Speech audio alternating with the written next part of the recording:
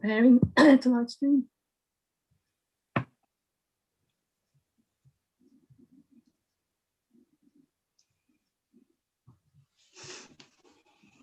Still preparing.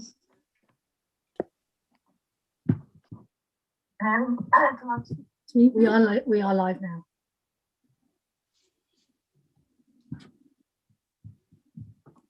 Good evening, everyone. Welcome to the last Performance and Finance Scrutiny Committee meeting for this council year. And the next one is scheduled for July. So let's get on with it, as they say. Always a joy to chair this meeting, as one would say. Right, starting with point 1 on the agenda, to the Democratic Services Officer, any apologies for absence? We've received apologies from Councillor Rataram, and Councillor Deech is substituting for him. Thank you. Minutes of the previous meetings, because there are 2 meetings we need to sign off, which is one held on the 5th of January 2021. Any points arising from there? No. No.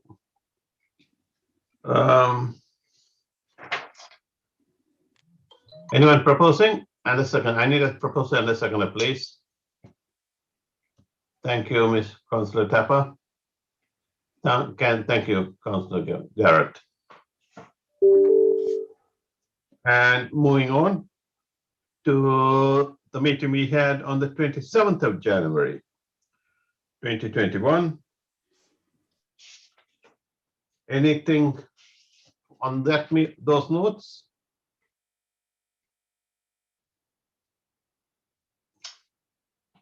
None whatsoever. I see. Only thing I'd like to mention at this particular moment, because I see in the annual plan there's joint waste solutions, included reference to any request made in litter bins, etc., which is on page number 10, I believe.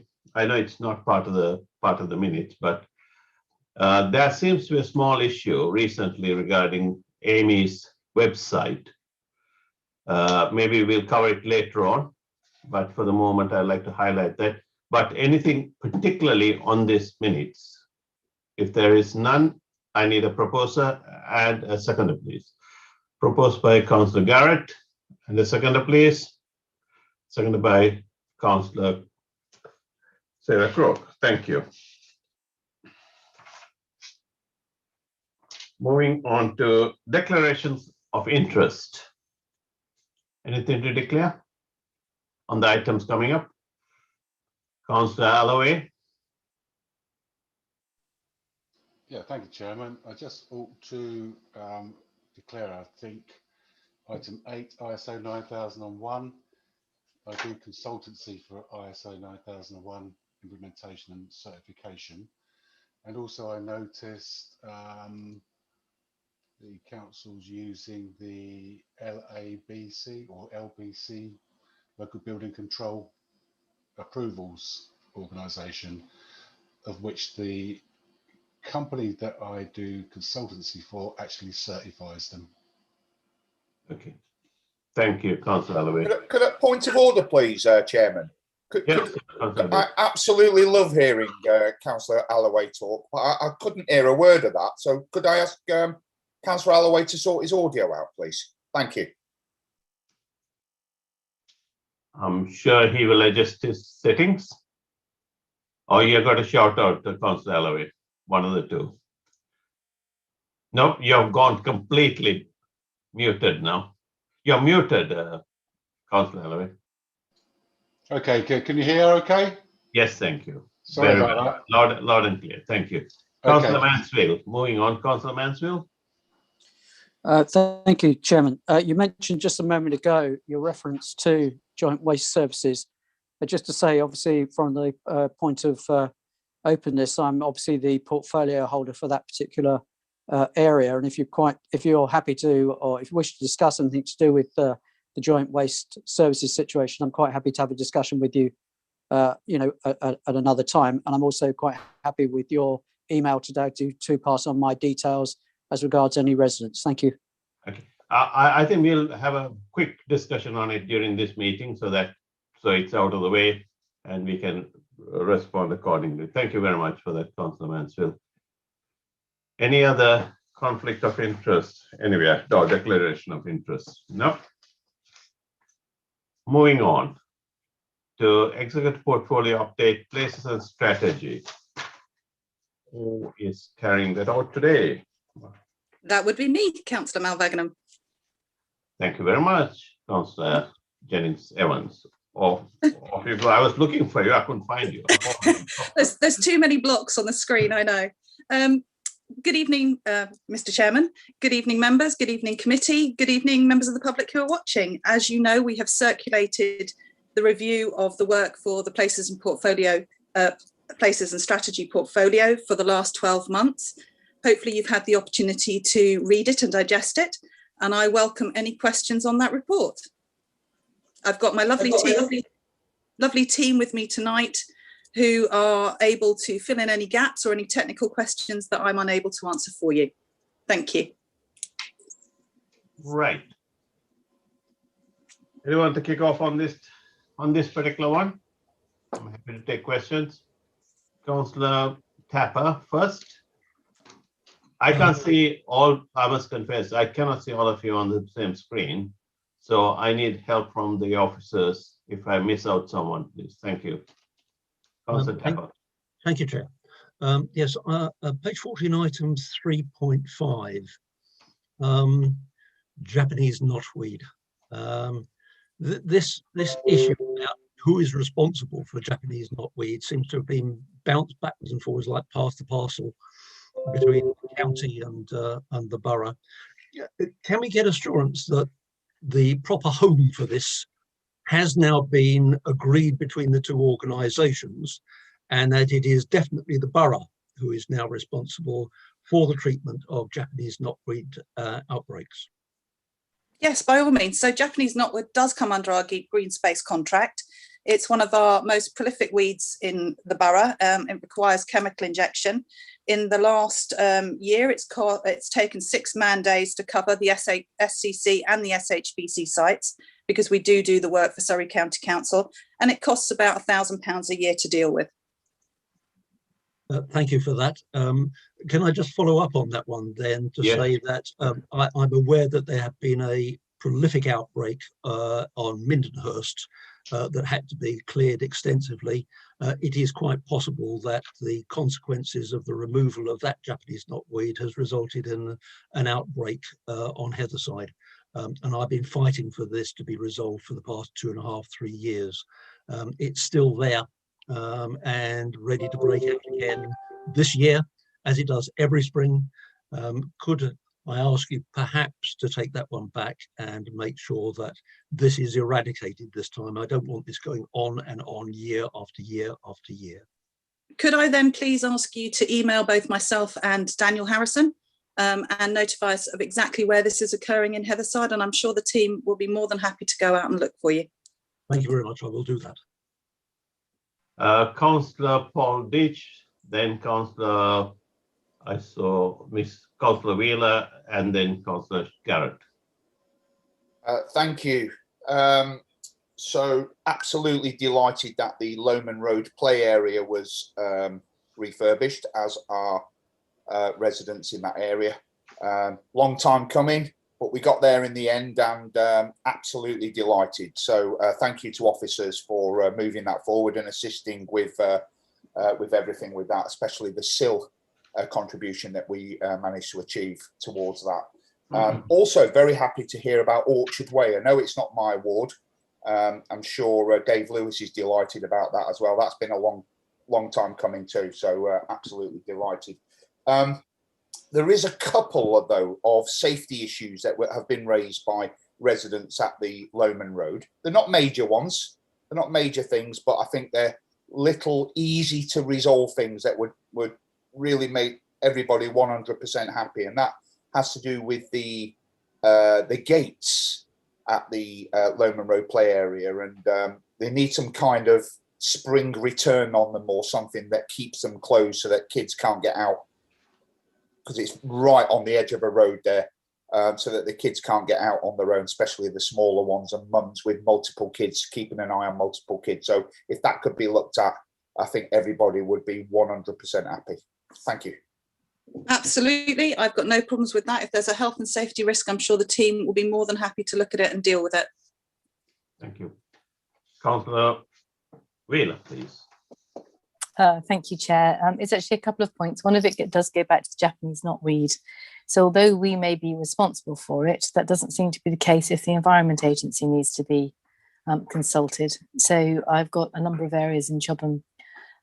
So one quite large area which is against our sangs, which goes through the side of the Bourne, which was reported, I don't know, 9 months ago. And to the best of my knowledge, and that I'd asked to be kept informed, nothing has happened on that site. The last update I had was that they were liaising with the Environment Agency. I think in other meetings, we've been very cognitive of the fact that the Environment Agency is under-resourced and takes a little while to come back to us. And so I would be grateful I think what would be helpful would be if all councillors could have a list of all areas that have had Japanese knotweed reported, when it was treated, and when we are revisiting to treat again, because my understanding is it takes about 4 treatments in order to get rid of it and to eradicate it. If I can answer that one for you first, Councillor Wheeler, and then I'll let you ask your subsequent question. I can see that Daniel has his hand up, so I'd be happy for him to jump in if he can answer this question for you. Yeah, it was really just a bit of a clarification, really, and it's kind of following on what from Councillor Tapper said, and I know, Councillor Tapper, you and I have had a few discussions about this on email. The issue is that actually the Borough Council do this on behalf of the County Council, but only for specific sites that were identified at the time by the County Council when this contract was transferred over to us. We also took on the responsibility for the verge cutting and the roundabouts and things like that. There are other sites that have now occurred, and the issue is that we haven't got the funding to do all the sites that have been identified in the borough across the whole borough, and there are others. There are numerous sites, and our view is that fundamentally those other sites are actually the county council's responsibility, and if they wish the borough council to treat them on their behalf, then obviously they need to then increase the funding that they provide to us to do that work. So that's kind of the issue. It sounds technical, but that is one of the problems that we have. But the sites that we have agreed to do as part of the contract with the county council, then we do that, and we do it properly, and we do it as and when we should. Okay, and Daniel, can I ask Mr. Harrison and sort of supplementary question to that from his statement? So what are we doing about it? Are we actually pushing county council to get more funds? How successful are we with regarding getting more funds to treat this? Because it becomes our problem, not county's problem after a point.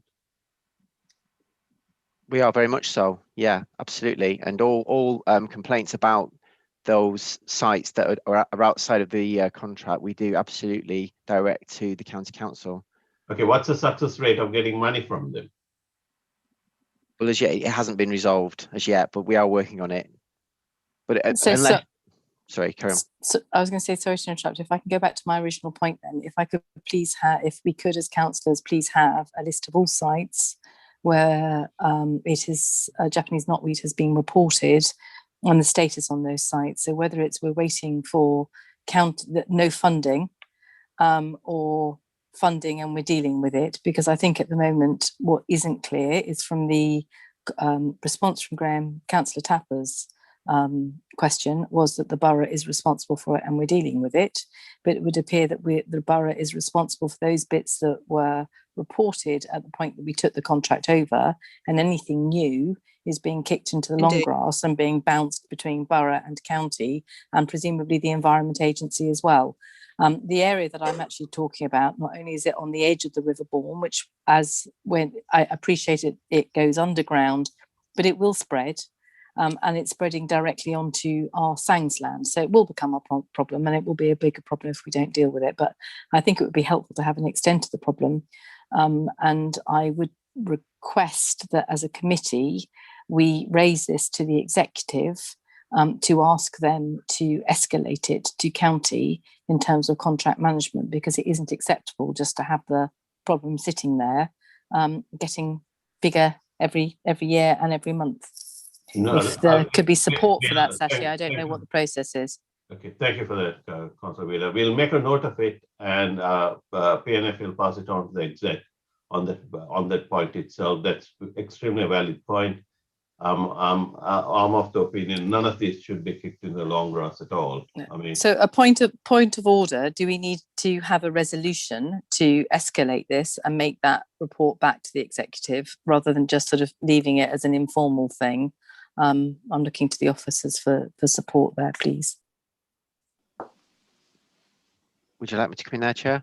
Mr. Harrison, yes, please do. Yeah, of course. I mean, I think what would be helpful to us is if the council. I mean, I think the pressure needs to be applied in support of the officers trying to resolve this from the council. And if that can be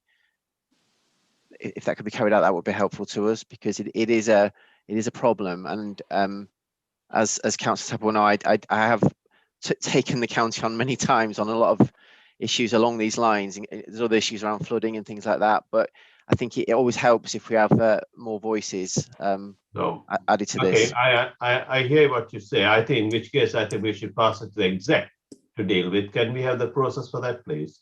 Mr. Payne, could you advise us? Yes, Chairman. I mean, as a committee, you can make recommendations from your committee directly to the executive. So, from what you've decided tonight and what you've agreed through you, Chairman, this will go forward to the executive for them to consider as part of their work programme. Thank you very much for that. So, can we actually recommend that this particular issue with the county goes to the exec? Anyone objecting to it? I cannot see anyone. I can only see 25 of you on my screen. Let me move it to see. Any objections, please let me know. Thank you. Great stuff. You had a second point there, Councillor Wheeler. Or have you done? No. The second point actually is to praise the council on their walks with friends, their dementia walks, and their walking for health, and actually just to ask when they're restarting, please, and when communication about when they're restarting is going to go out. Thank you. Thank you. Oh, that's fine. Yes, in answer to your question, the simple ones like the Heathland walks that will follow as soon as guidance allows for the rule of 6. The more specific walks like the diabetes walks and the dementia friendly walks, we're hoping to restart in June. Thank you very much for that. So is that May the 29th again, and then June? As long as guidance. Yeah, so it will be as long as the guidance allows us to do it. If anything changes between now and then, we will obviously have to rethink the dates.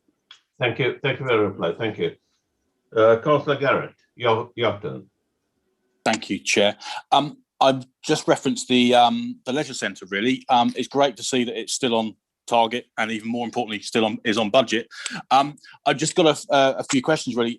Assuming that nothing changes as far as guidance goes from the government, I see we're on track for the July. Are we planning on marketing it in advance, so when it opens in July, we're going to have members, or is it starts in July and then we'll start marketing? Just obviously, I'm conscious that if we're opening after lockdown, there will hopefully be lots of people wanting to use it, etc., etc. Just sort of some update on that, really. Thank you. Yes. So the plan is to reopen, not start advertising in July. So to reopen in July. So we would hope to have members in place before then. But obviously, the primary thing is we need to negotiate the contract, which we're shortly about to do with the company, Places and People, for the actual use of the leisure centre. Once that's done, it will be down to them and our team to start advertising and marketing the leisure centre. Brilliant. Thank you. Thank you. Supplementary question from you for you, Councillor. Can you tell us whether, of course, it's going to be open, and I presume you would have done all the safety issues and all the rest of it, I presume. I'm taking for granted it's done. Of course, no. It would be nice to note that in your reply, so that we can make a note of it in our minutes, saying that all the necessary regulations and the safety issues are taken care of.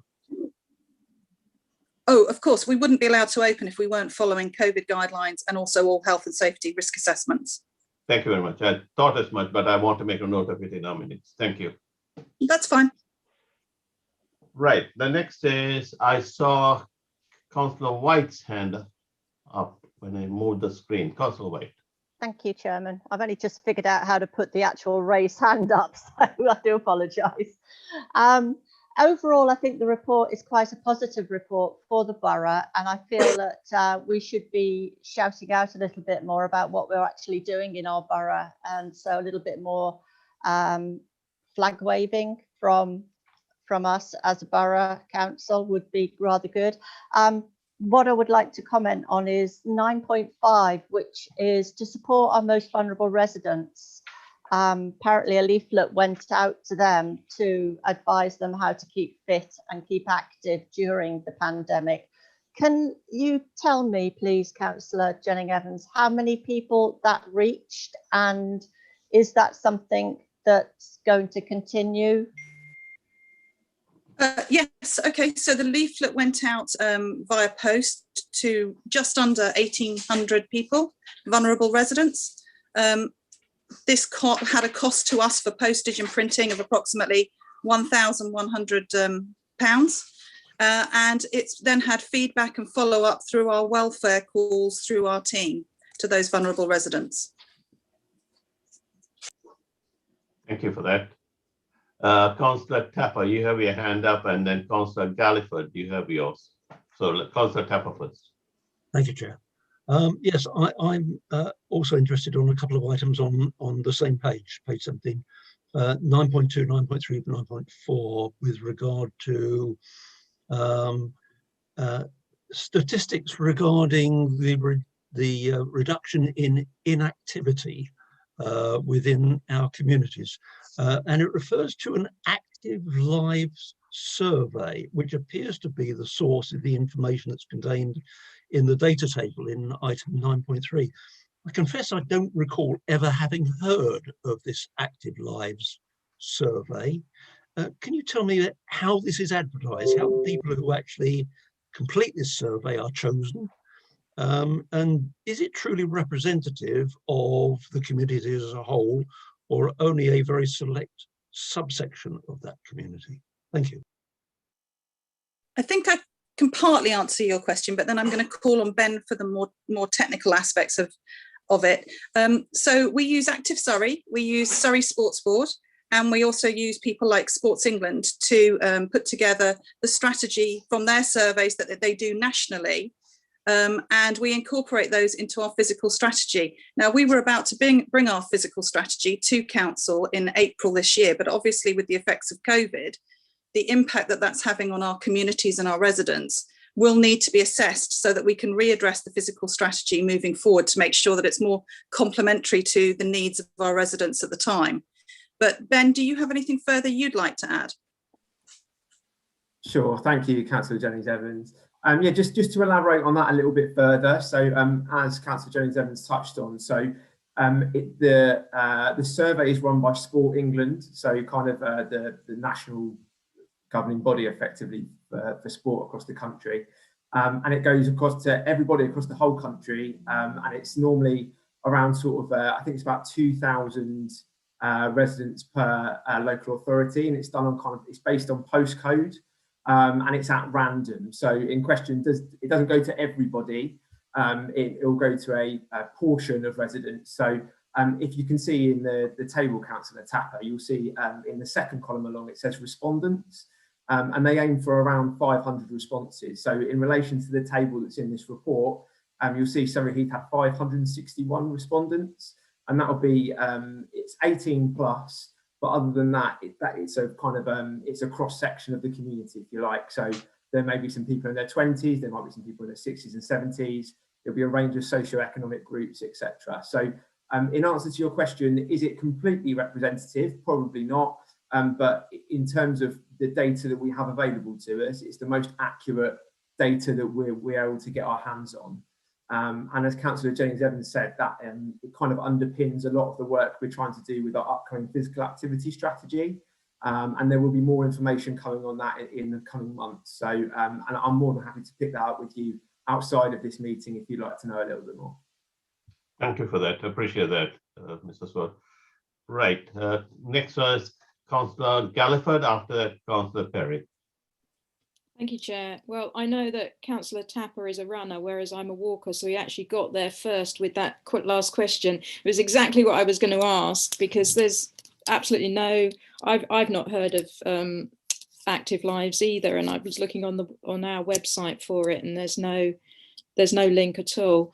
But in conjunction with that question, I note that we are going to adopt in some way this Sweatcoin app, and I'm wondering how that works, because the majority of people, well, I say the majority, I don't know, but many people already have some sort of step count. I know that's something I've been looking at on my phone.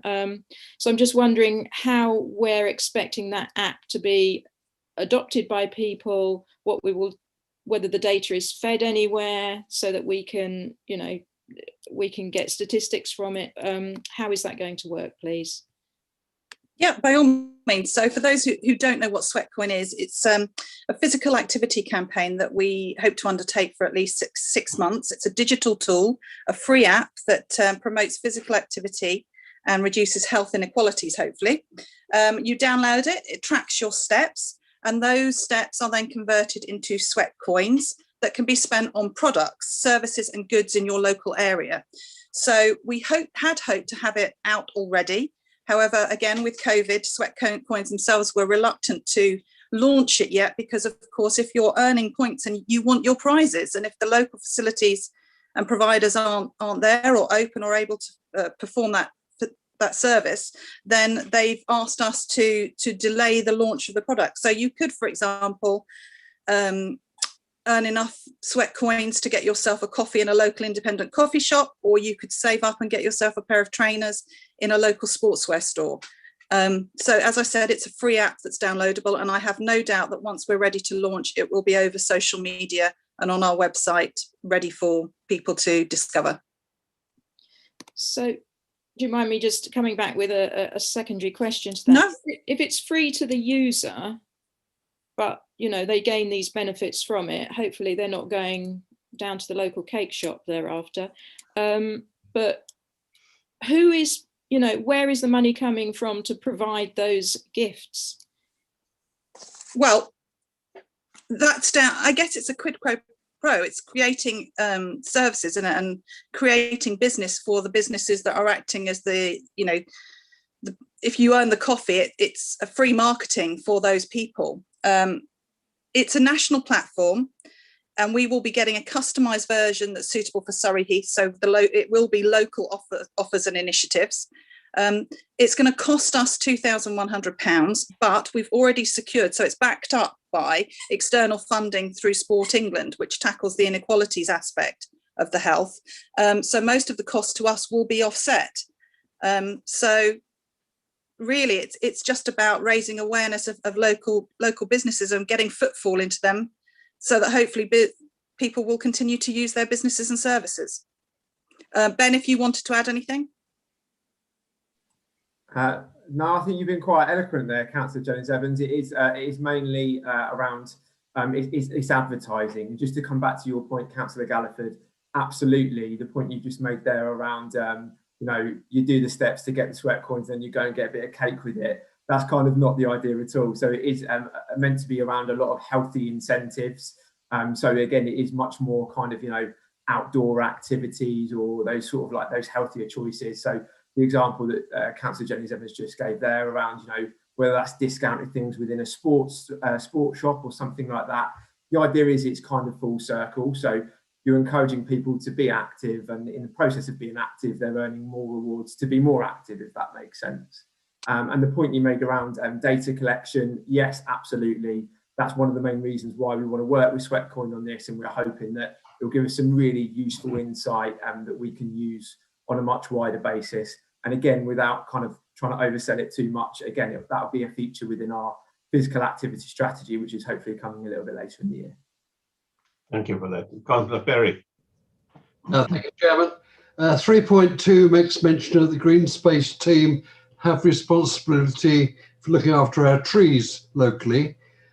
Given that their trees are now recognised as being an extremely important factor in controlling global warming and air quality and what have you.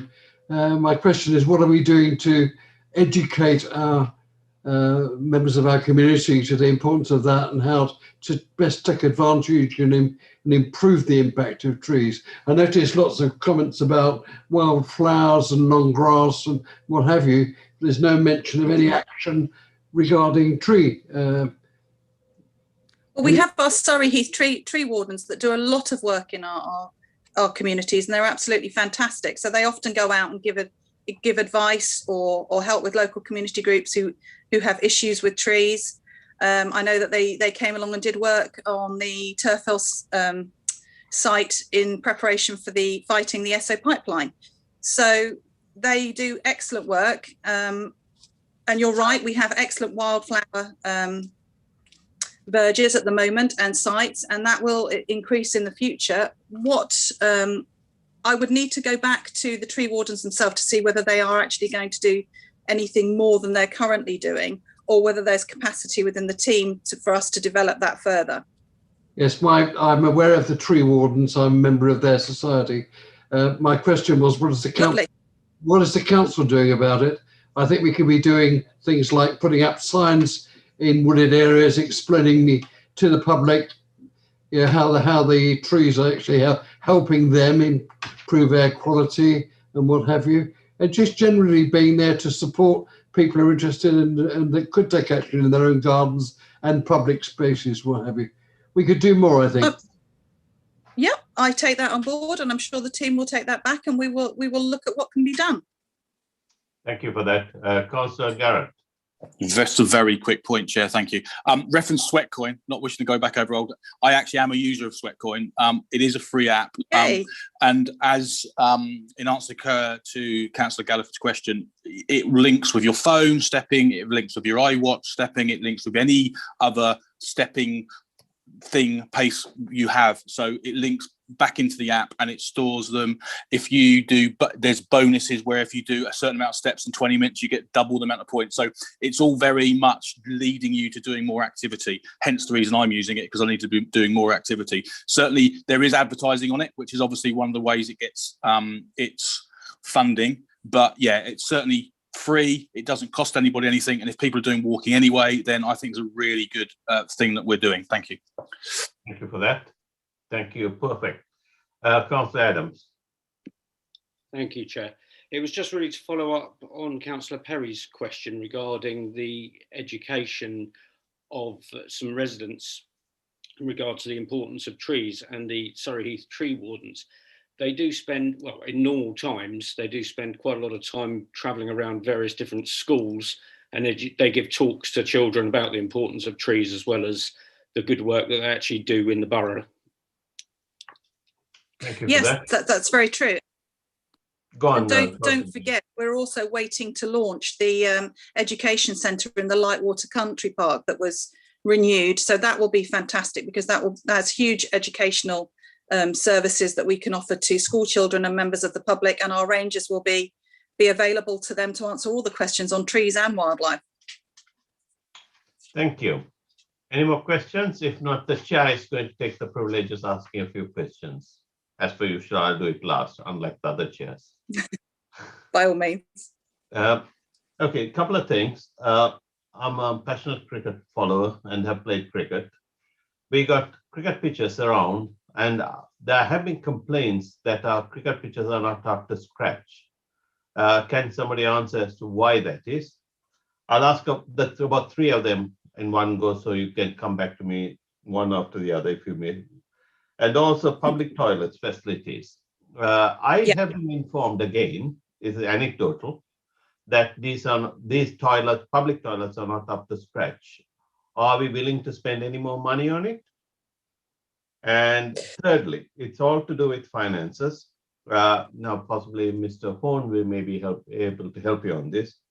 We do get grants, government grants. For example, if you look at the 3.1, no COVID restrictions, the government scheme that will refund 70%. I want to make sure we are not missing out on any more government grants, because that is a good source of actually filling the gap for us.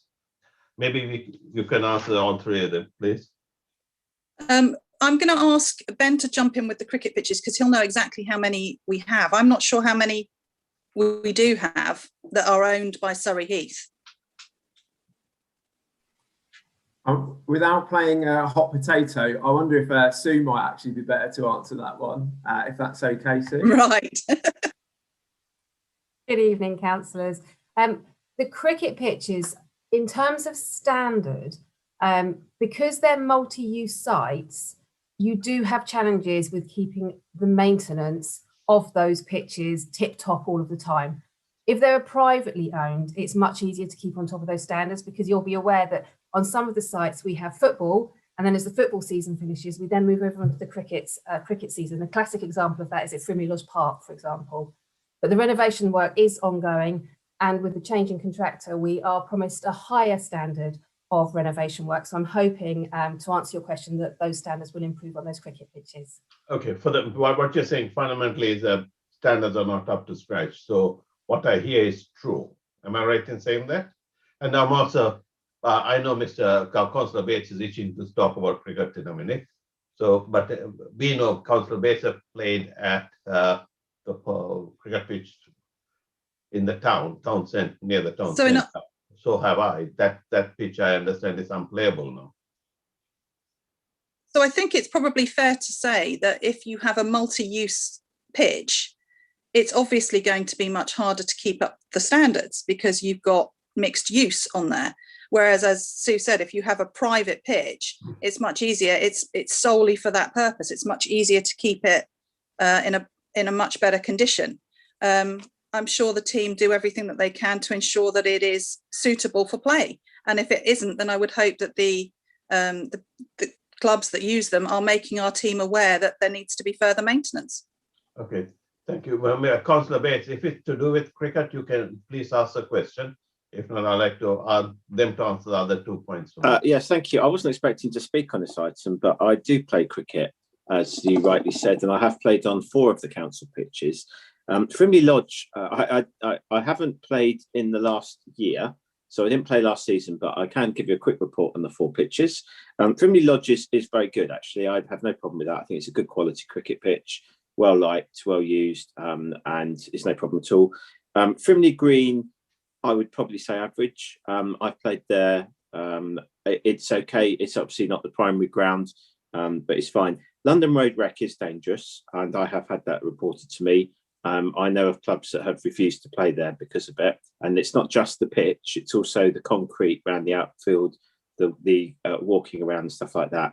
I haven't played there myself. I did watch a game, which did concern me a couple of years ago. So I do think that one needs to be looked at as to how many people play there and what the usage is, because my understanding is it's now very low indeed, because a number of clubs don't play there.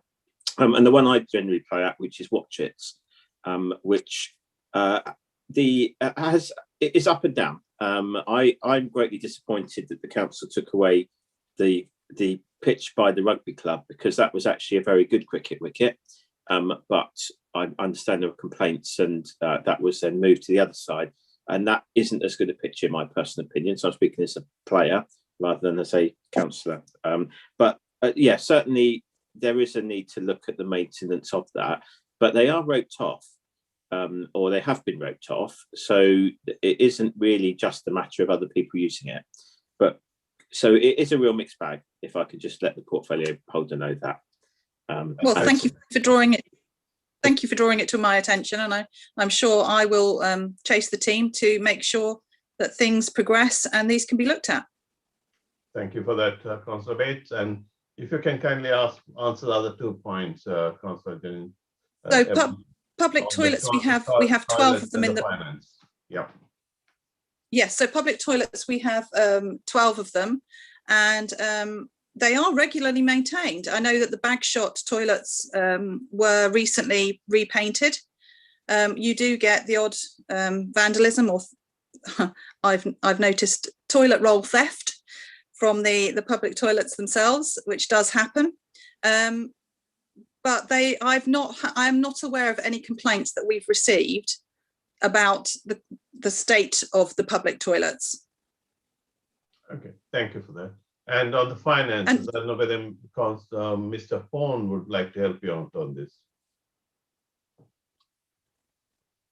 Yes, thank you very much. Yes, just to say on that, all the grants we get for COVID, including this one, I'm confident that we've applied and received all the grants necessary that we're entitled to. This one in particular relates to losses on our sales and fees and charges income, and as the report says, we're allowed to claim back 70% of that from the government. That scheme goes on now till the end of June, so it's the 30th of June.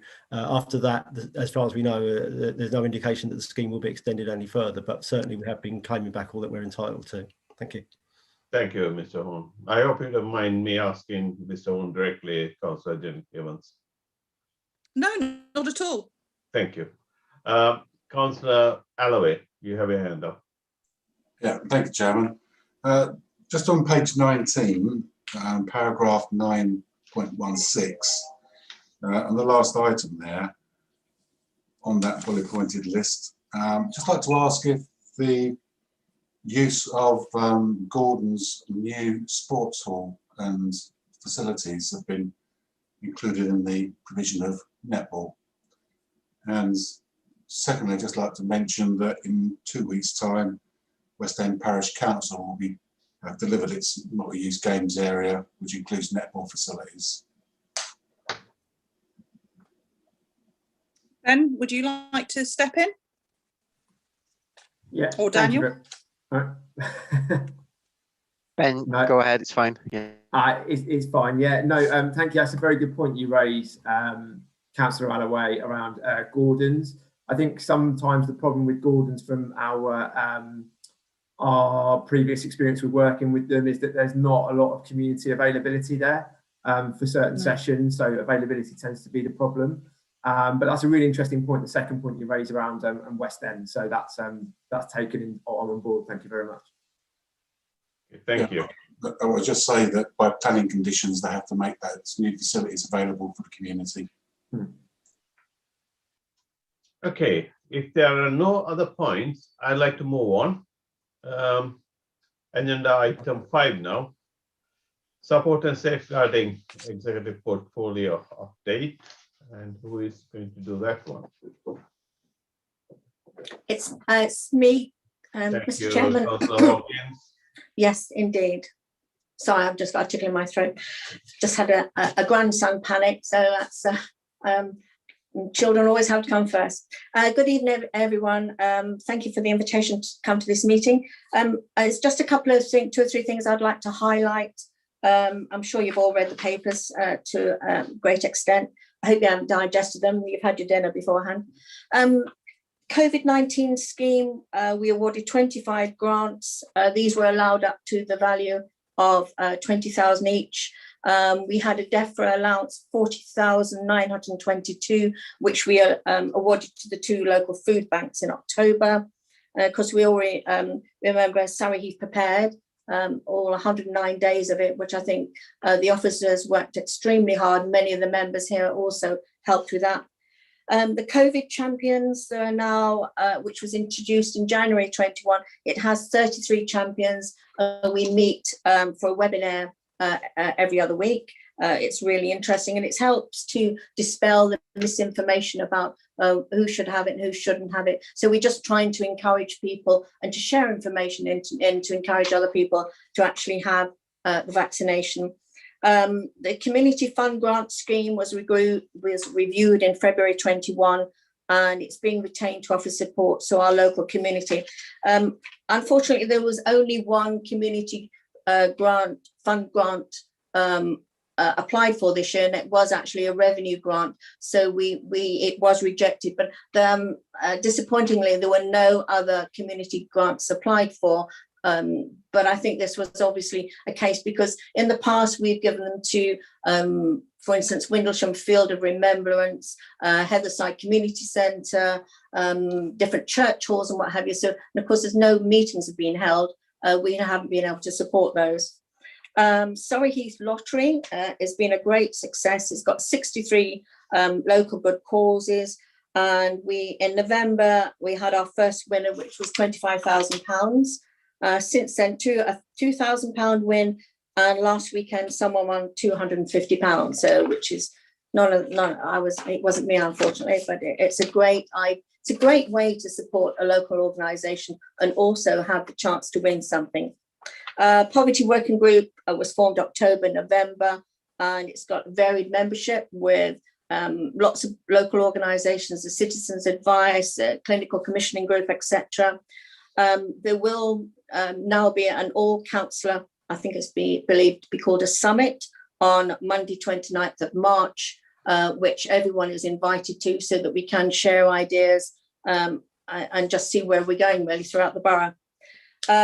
Just the Children's Champion, which sadly I haven't been able to be involved in this year, which I really enjoy. It's Junior Citizen, Local Democracy Week, which I've worked with previous mayors on, and also Safe Drive, Stay Alive, which is a very hard-hitting event that is normally held at Dorking Halls. So we haven't been able to do that last year, but hopefully in the wintertime we can start these things up again. The housing service has been maintained 2021, but has felt the impact of COVID. There's been a 30% increase in complaints about landlords, and number of housing inspections have reduced due to lockdown restrictions. The council secured 145,000 of government funding for rough sleeping initiatives, and a further 50,000 from Surrey County Council. As I'm sure all members know, we've purchased 2 properties to help support rough sleepers and those at risk of homelessness. But as with everything else, COVID has slowed the process down. Disability facility grants. These have been, we've been continuing to deliver these, and this includes everything from small works. I think we've had 47 chairlifts, hard standing, level access shower, ramps, boilers, through floor lift, you name it, we've got it. And if I could just ask Democratic Services, I think it's Kate, just to show a slide of actually one of the grants, it has been completed on the property. Thank you, Kate.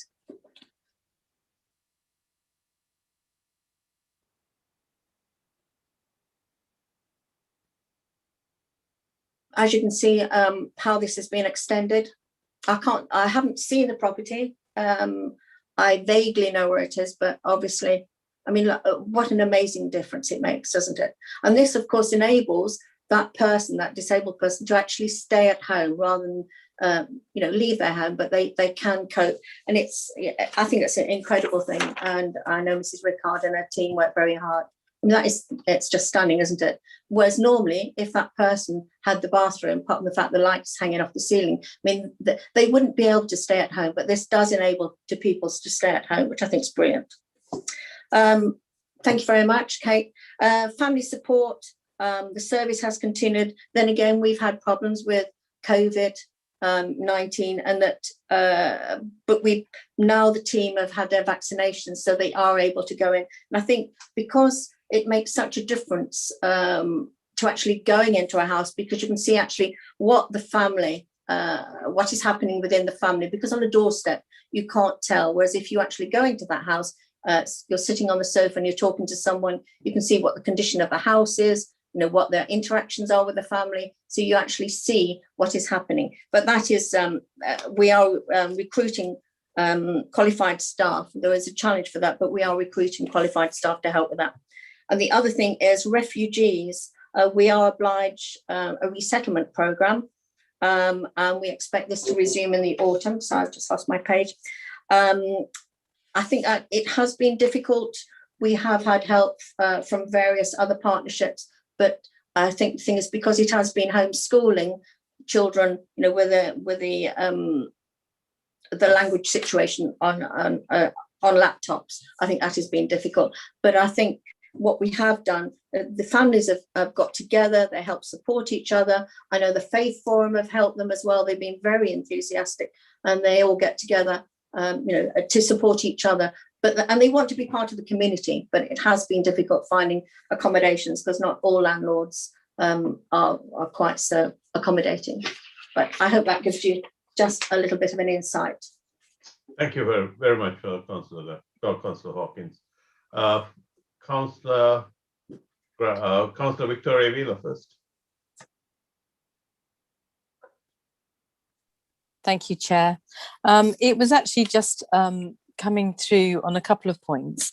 I'm interested to know how we calculate our figures, because at one point in that report, it says that we've got 7 people that are homeless, but we've housed 18 in 1920. So there's a bit of a discrepancy there.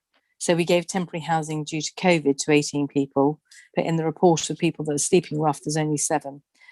So I was just a little bit confused about the discrepancy in the figures there.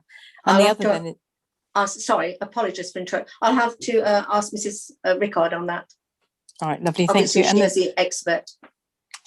And the other thing there is also around the resettlement programme and the difficulties that those families are finding with access to funds and appropriate funds in an appropriate time to stop them actually going into spiralling debt. I know that we had a conversation about the way in which we would be supporting these some time ago now. I'm sure that Councillor Bates will be more familiar with the details of that. But I just wondered whether or not this would be an appropriate area to look at some hardship funding and really to have a view as to the best way to gain access to that for those residents. Thank you. Mrs. Rickard, can you clarify on the numbers? Yes, the 7 is a spot check count that we did. So on that night, we found 7 people rough sleeping. But across the year, that's the number of people across the year that we've helped into accommodation. So they're 2 different statistics. So what we do is we do now bi-monthly rough sleeper counts. I'm sorry, I don't have the latest figures. And we do them with the Hope Hub. So there's 2 organisations go out and check. So we've got two checks on numbers. So we compare results to make sure we've got the most accurate count. And so that's the spot check figure, the 7 on one night. That's what we found. But across the year, the 20 is what we've helped across the year. In terms of the resettlement programme and benefits, there I have to be slightly careful here because I'm not quite sure what their rights around recourse to public funding are. They have a right to universal credit, and they get assistance with a lot of other benefits. So they do actually receive quite a lot of funding. There's also a lot of benefit in kind support from other organisations. So their real issues are, for example, that during COVID, all of the ESOL classes stopped. And for those families who are trying really, really hard to get employment, not having a good standard of English language is a massive barrier to employment. Of course. So for some of those families, we've managed to source alternative ESOL courses and provide support for them that way.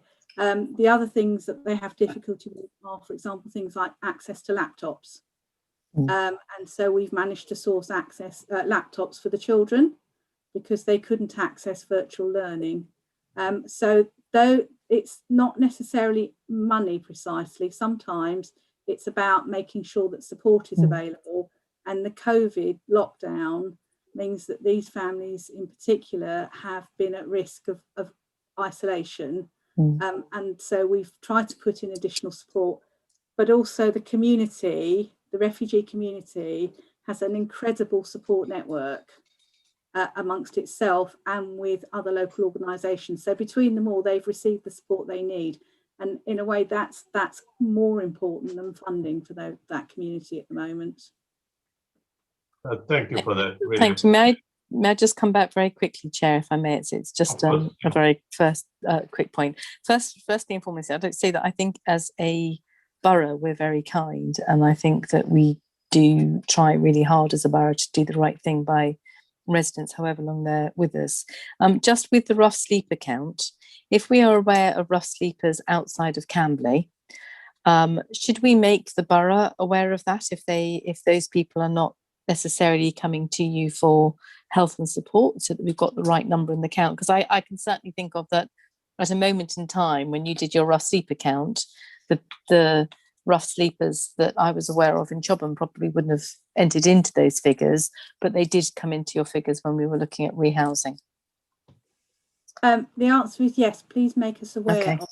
They may be people that we're aware of. Or they may not be, because I don't know exactly who's gone into the rough sleeper count. I think it's also worth making us aware of them, because the situation we're at with rough sleeping in the borough now is that during the first lockdown, we had lots of people come out of the woodwork, so to speak, who were sofa surfers, and virtually all of those people have one way or another been moved into accommodation.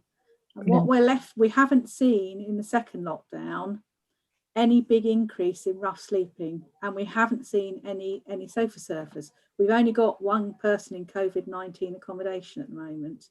And so what we've got is a hardcore of rough sleepers whose support needs are so specialist that the accommodation we have isn't suitable for them. And it may be that that's what you've got in Chobham, but we are looking at whether there is an alternative route for them, with working in partnership with some very, very specialist charities who do provide highly supported accommodation. And we've got a government grant recently, £60,000 we've been given in the last week or so to try and support some of that work. So we may actually have an opportunity now to get even the most hardcore rough sleeper off the streets, which would be brilliant if we could have a zero figure on one of our count nights. Brilliant. Thank you very much for that, Mrs. Rickard. Just a supplementary question. I'm sorry, I'm breaking my own rule here on the refugees. Do we have a quota by the number of refugees we have to take from the government? I thought there were 10 families, but I'm not sure on that. Mrs. Rickard could correct me on that if I'm wrong. But I do know that from discussions we've had in the past, that the refugees, they are met at the airport. I mean, they don't have to make their own way. They are met at the airport, and they're made welcome from the minute they step on the land. And I think there has in the past been difficulty in finding accommodation, because not all landlords, for some reason, they do discriminate, and sometimes people don't want to live next door to other people. I mean, it is a tough world out there, but I think the group we have at the moment, I'm not entirely sure, where they are, because I'm not permitted to know. I know they are local, but they do support each other. I am aware of that. Mrs. Rickard, is it 10 families we are supposed to have within a certain number of years? There's no government quota. Each district or borough is asked to identify a target figure. So those districts and boroughs such as Runnymede and Woking, which have housing stock of their own, and so accommodation is easy to come by, have quite generous target figures. A borough like Surrey Heath, where we're not a stockholder, actually identifying accommodation is a lot harder, because the cost of accommodation has got to be supported within the benefits that the refugees receive. But our target, from memory, you're correct, is around 10. But at the moment, the whole thing's on hold because of COVID-19. Thank you for your answers. First, I think it's Councillor Tapper, because this electronic hand system is brilliant. It gives me the right. I should just wave like that. Just wave. It gives me the right order to ask the people. Oh. I think it was Councillor Tapper first, then Councillor Bates, Councillor Wren, Councillor Alloway, and Councillor Garrett. Sean Garrett. Yes, Councillor Tapper, please. Thank you, Chair.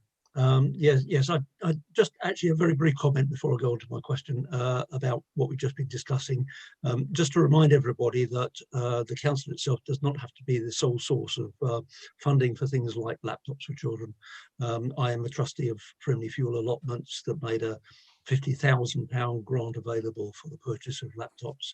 So if we work with local charities like Friendly Fuel Allotments, then hopefully we can cover all bases with a provision of such essential tools at this sort of time. But my actual question is about page 22, item 4.3, the ward councillors grants. I find this extremely frustrating, trying to identify local not-for-profit organisations who could benefit from provision of these grants. I mean, they're not huge amounts of money, maximum £500 per grant, and this year £1,000 in total. So theoretically, it could be two £500 grants, or it could be more for lesser amounts. I did, at the time that these were brought up for us to try and use it within our own wards, put out a post on social media asking for such local organisations to get in touch, and absolutely nothing. I have today issued a reminder that this expires at the end of this month, and if the grants are not taken up, then they will go back and they will not be made available, and they will have to wait until next year. So there's not cumulative as far as I'm aware. But it does occur to me that we suffer the same problem. Of course, not everybody does social media, and it's only going to be those organisations that do social media and keep an eye on social media who are going to perhaps be in a situation to identify a potential solution to a need.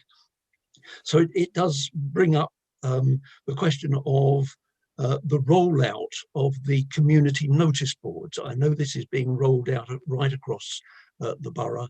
Seems to be rolled out very slowly. We in Heatherside are still waiting for ours to be installed.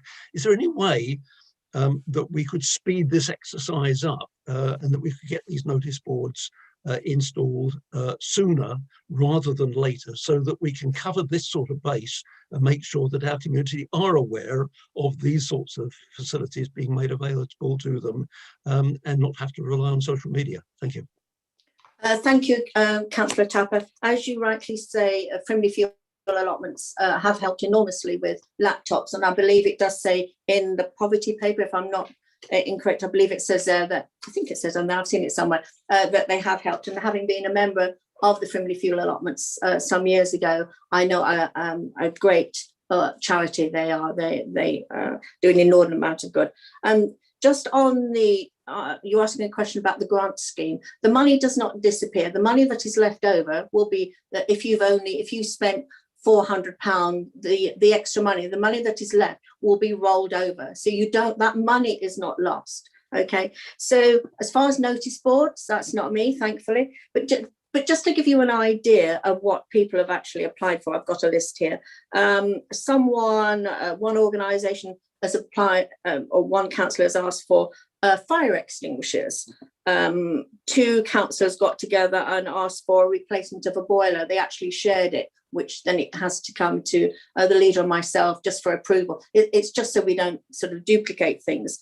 Someone else has Heatherside Preschool, a mobile sink. I wasn't quite sure what a mobile sink was actually. So I presume, is it a bucket or something like that? You pick it up and take it with you. I'm not really sure. The Hope Hub wanted a laser printer.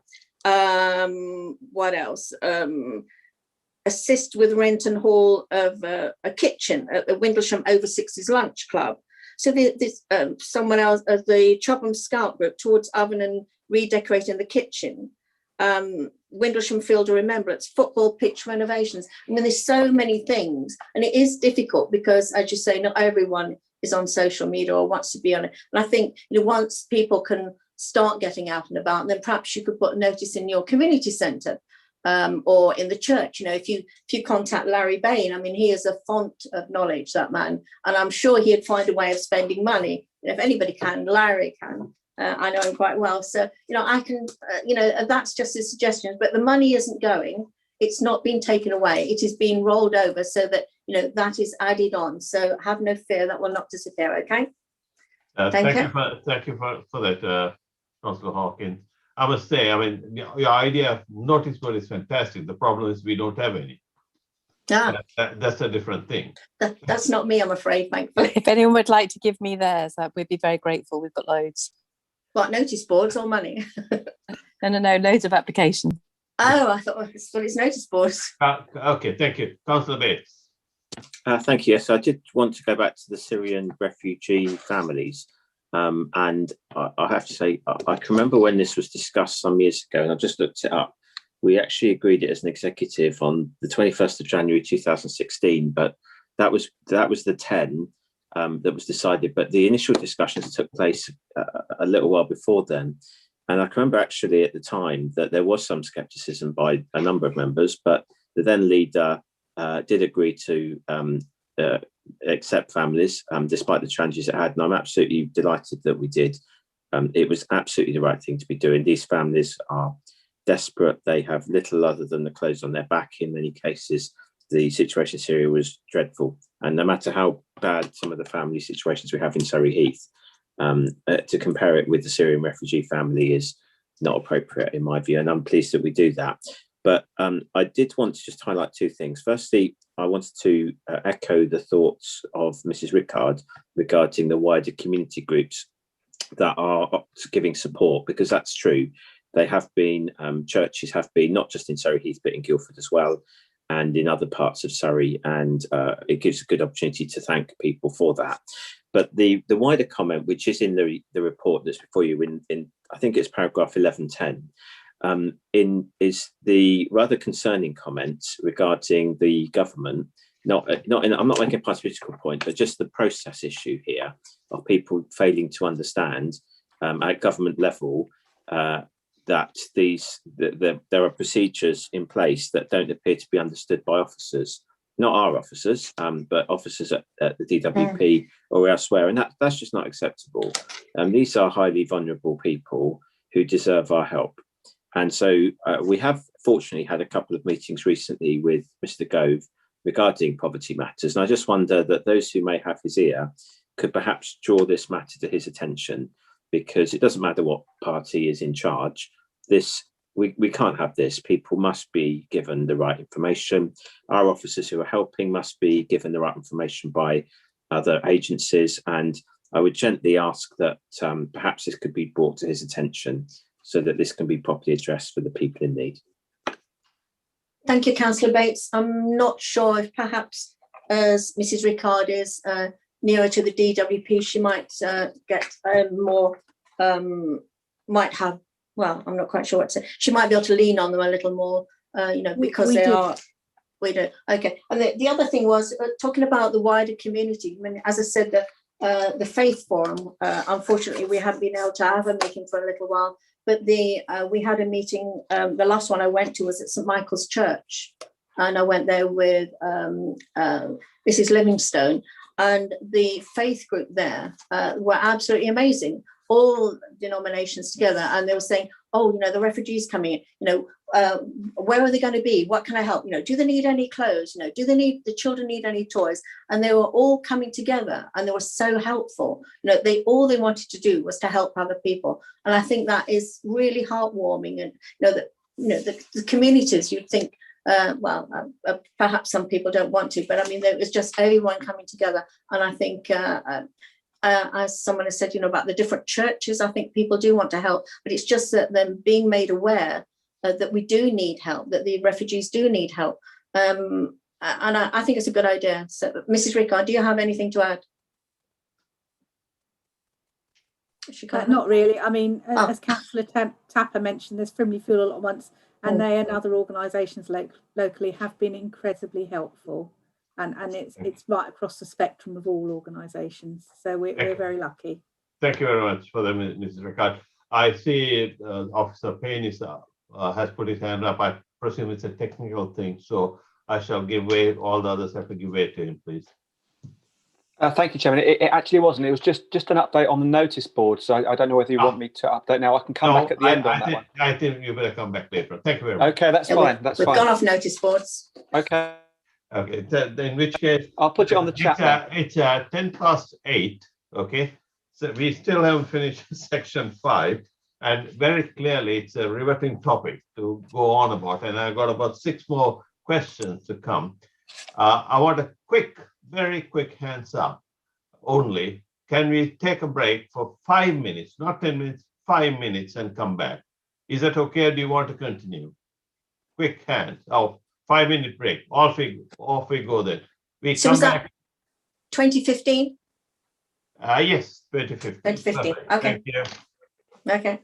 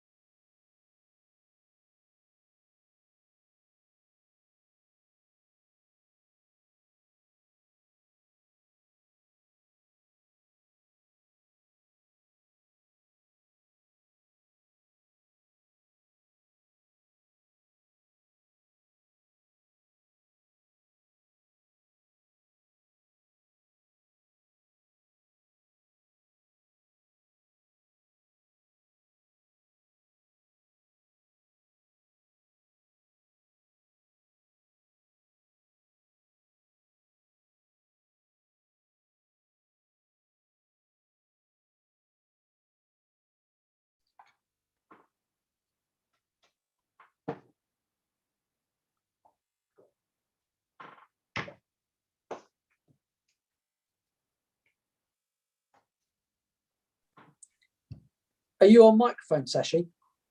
Yes, I am. Just I'm out of waiting, interest. We're still live on YouTube, chaps. Okay.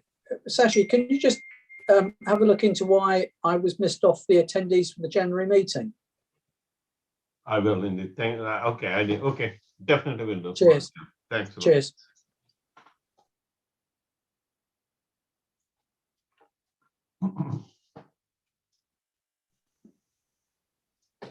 Okay, 15 past. Off we go. If you all are late, you all are late. I'd like to try and finish this meeting soon at a reasonable time. We got 5, I believe, 5, possibly 6 more questions on point 5. I would appreciate if you all can keep the questions short because the replies could be long. So let me start with Councillor Bates. I've asked my question. Thanks, Chair. Yeah, sorry, beg your pardon. Then you go. Councillor Wren. Thanks, Chair. I just want to talk about homelessness and rough sleeping. I, like many, I'm extremely concerned about the looming COVID eviction crisis that's about to hit us. We have managed to have quite a low number of approaches, and that's in large part due to the fact that we've had an eviction ban. Now, the eviction ban is going to be lifted in May, and like the furlough, when those things come to an end, it's kind of like extending the cliff.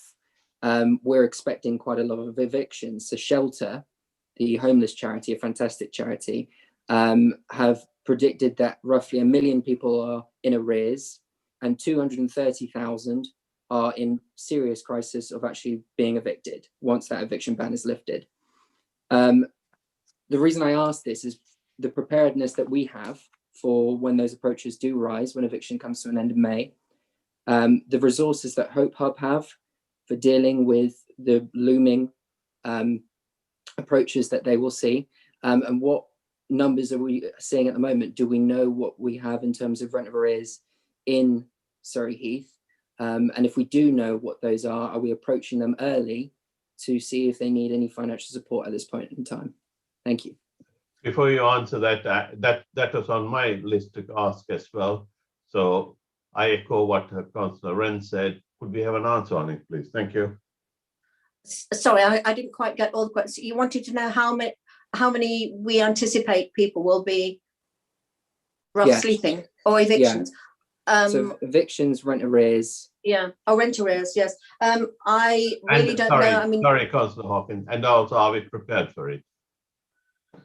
Mrs. Rickard, I mean, we do have, we are working closely with the Hope Hub, as you know, and we do have a property in Bagshot, and we also have a property which the chairman knows quite well, which is in Gordon Avenue, which we, I believe, are completing on next week. So we are currently have those. Other than that, I'm not sure how we can sort of estimate or guesstimate what numbers will be. I don't know if you have any help on that, Mrs. Rickard, if you think you might know what is actually, what the numbers are likely to be. Do we have any idea? The answer is we don't know, being honest, because we don't know until people approach us, and at the moment people aren't approaching us, but I would expect we will see an increase in homelessness applications.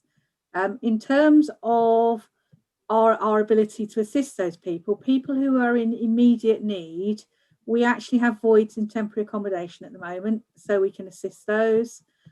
We can have recourse to other forms of accommodation such as flexible lettings, which we can assist them into.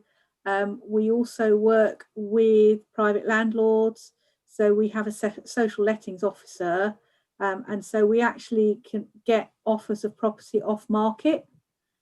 So you won't find them in estate agents. The landlords will come straight to us to offer properties because they can actually fill properties direct from our clients. And also Accent is being very helpful. So at the moment, we're feeling we can probably cope. It might be tight, but we're feeling we can probably cope. What creates a problem is if you get a huge surge. So, for example, some of you will have heard about what's been called the deep cut 50. We don't know what's going to happen to those households at deep cut. We think a lot of them will manage to find alternative accommodation. But if we had 50 households turn up in one day, we would struggle. So I think we're just going to have to see what happens. But our feeling is at the moment, we're probably going to manage. It will be tight, but we will manage because we're already quite heavily dependent on the private rented sector. Thank you for that, Mrs. Rickard. Next, if there's nothing from Councillor Wren, then I move on to Councillor Alloway. Yeah, thank you, Chair.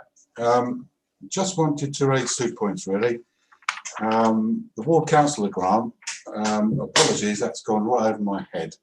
So would it be possible to get information emailed to me on how to spend this money and the mechanics of it? Sorry, Councillor Hawkins. Councillor Alloway, would you be good enough to email Councillor Hawkins and the officers? They'll send the stuff on to you. Thank you very much. It should be on the, sorry, Mr. Chairman, it should be on the website, the council website. It'll say how to apply and what it can be used for. But if there's a problem, then of course, please email and we'll get back to you. Thank you, Mr. Chairman. Thank you. Okay, secondly was the Syrian refugees. Would it be possible for ward councillors to know where they are in their community so that the local community can offer integration and support if needed? I don't believe that would be possible. I have no idea where they are. And I think possibly the less people know, that's the better. I mean, obviously Mrs. Rickard knows where they are, and I'm sure some of the officers do, but I personally do not know where they are. And I'm not sure if there is any kind of legality of, like yourself, I'm sure we would all like to help, but I'm not sure. I think confidentiality has to be a priority at the moment. Whether that will change or not, I don't know. Could I suggest to Councillor Alloway that if you approach a local church or something and help them, ask them to help them, so they may actually could act as your intermediary. That may be a useful way to approach. Thank you. Next, if there's nothing more from Councillor Alloway, I'd like to move to Councillor Garrett, please.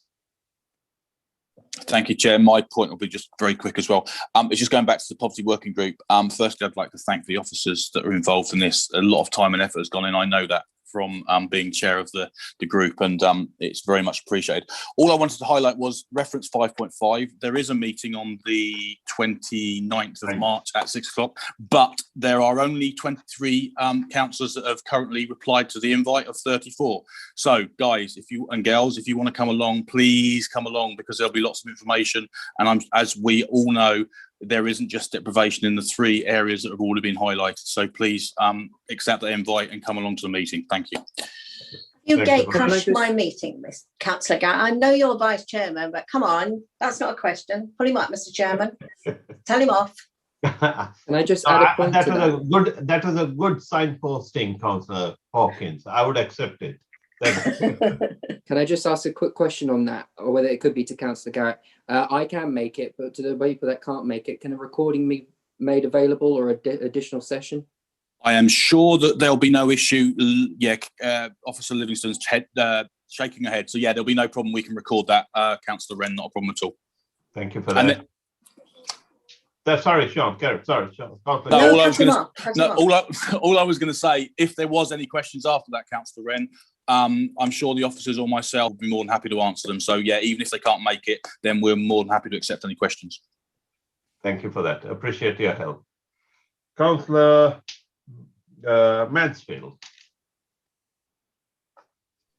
Thank you, Mr. Chairman.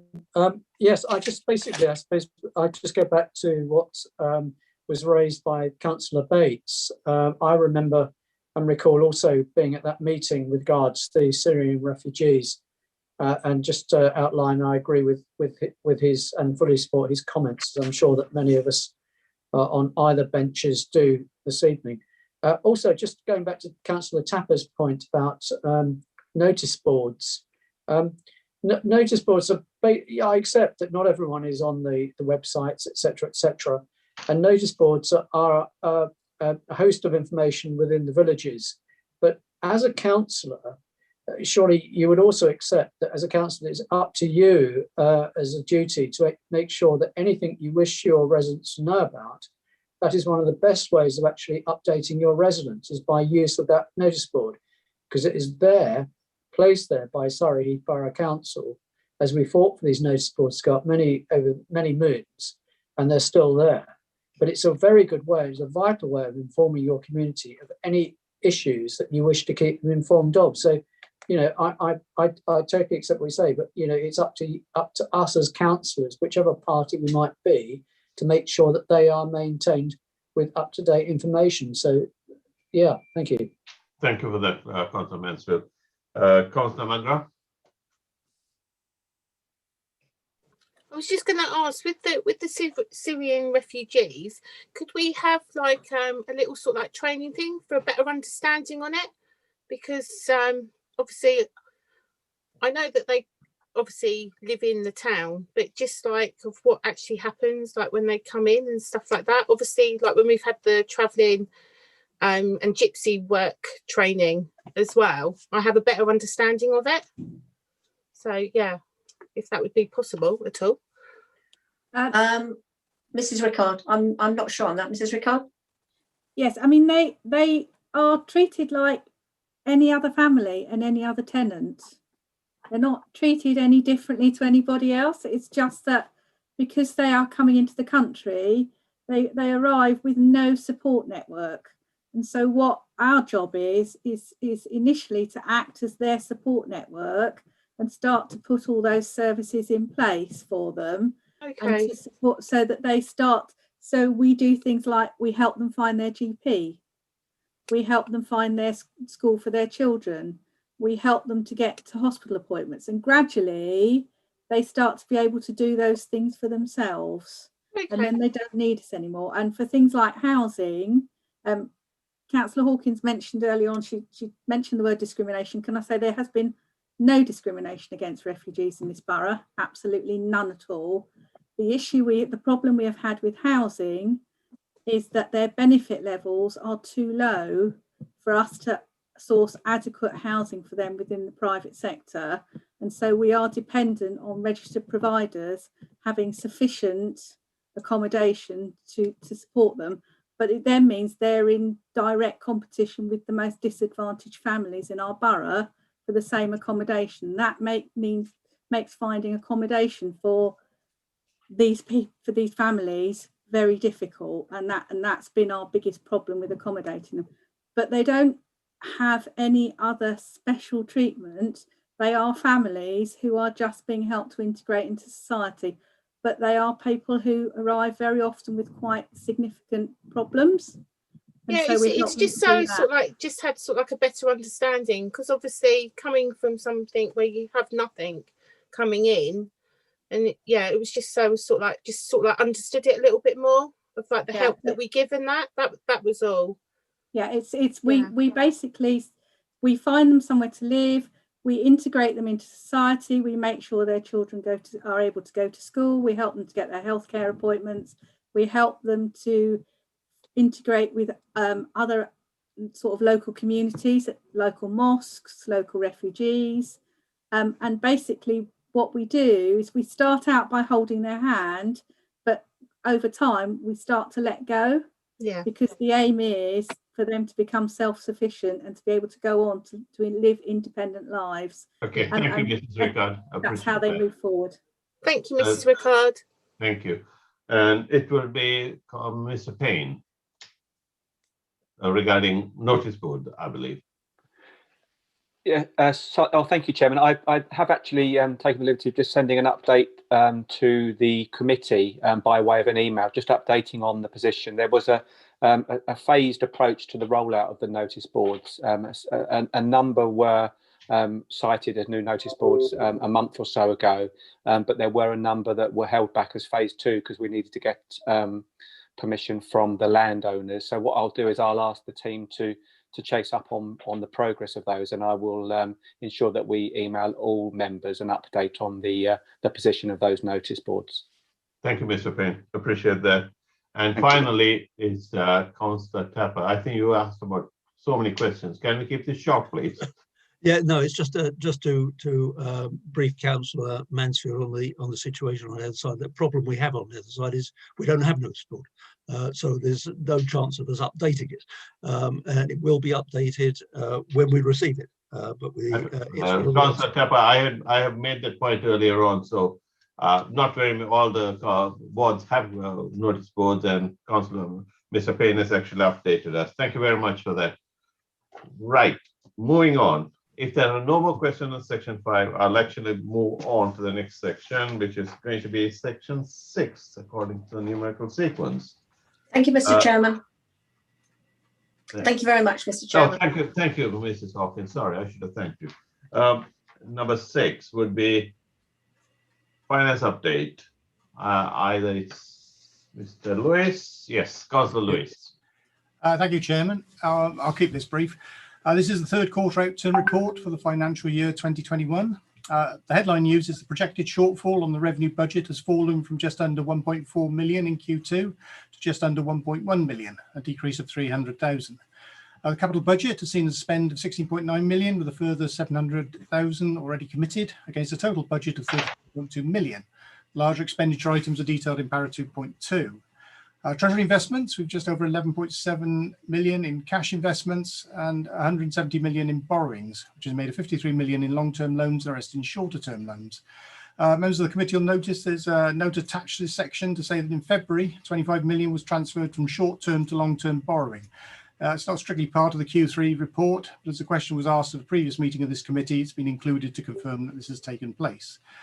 Moving on to debt, at the end of the third quarter, sundry debt stood at just over 2.5 million and housing benefit debt stood at 515,000.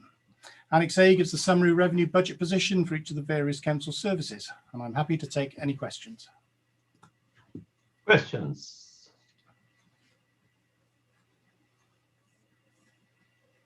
Oh, that's a surprise. No hands. So I might ask a few just to make it up. I'm surprised Mr. Councillor Perry hasn't asked a few questions. Okay, here we go. Councillor Lewis, on the treasury investments in particular, I know we got we had 170 million loans, and my contention has always been that we should try and convert most of the short-term loans into long-term loans, because of the way the market is moving. The interest rates, it's inevitable will go up, because that's what the futures are showing. Do you think it's a good idea to consult our advisors and convert some of the long-term loans, short-term loans into long-term loans now, so it actually will not come and impact us later on?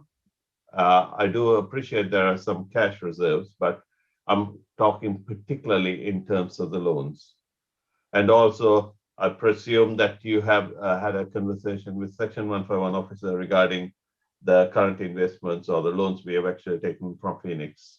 And you guys, both you and the Section 151 officer are comfortable in making that particular long-term commitment. Can you answer those, please? Yeah, well, we do, all our borrowings are based on the advice of the Treasury advisors, as in 2.3. I don't know if Mr. Hone wants to elucidate any further, but no, just I'm aware of it. I just want the public to know, public, not public, the committee members and the councillors to know.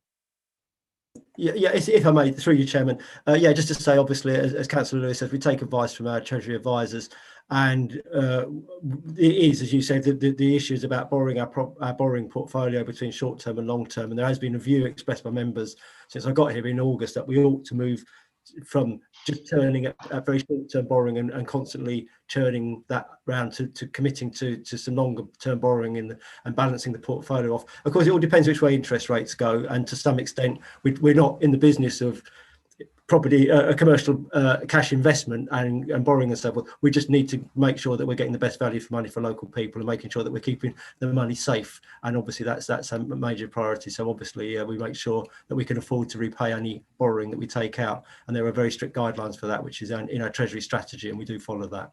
Thank you. Thank you. Councillor Perry. Thank you, Chairman. Obviously, we're moving from paying very low interest rates that we're borrowing short term from other local authorities or whatever. The difference between what we're paying now and the long term rates is quite significant. Looks like 2.5 times the cost. What is the annual extra cost we're paying by converting short term into long term? I would have to hand that to Mr. Hone because I don't have those details to hand.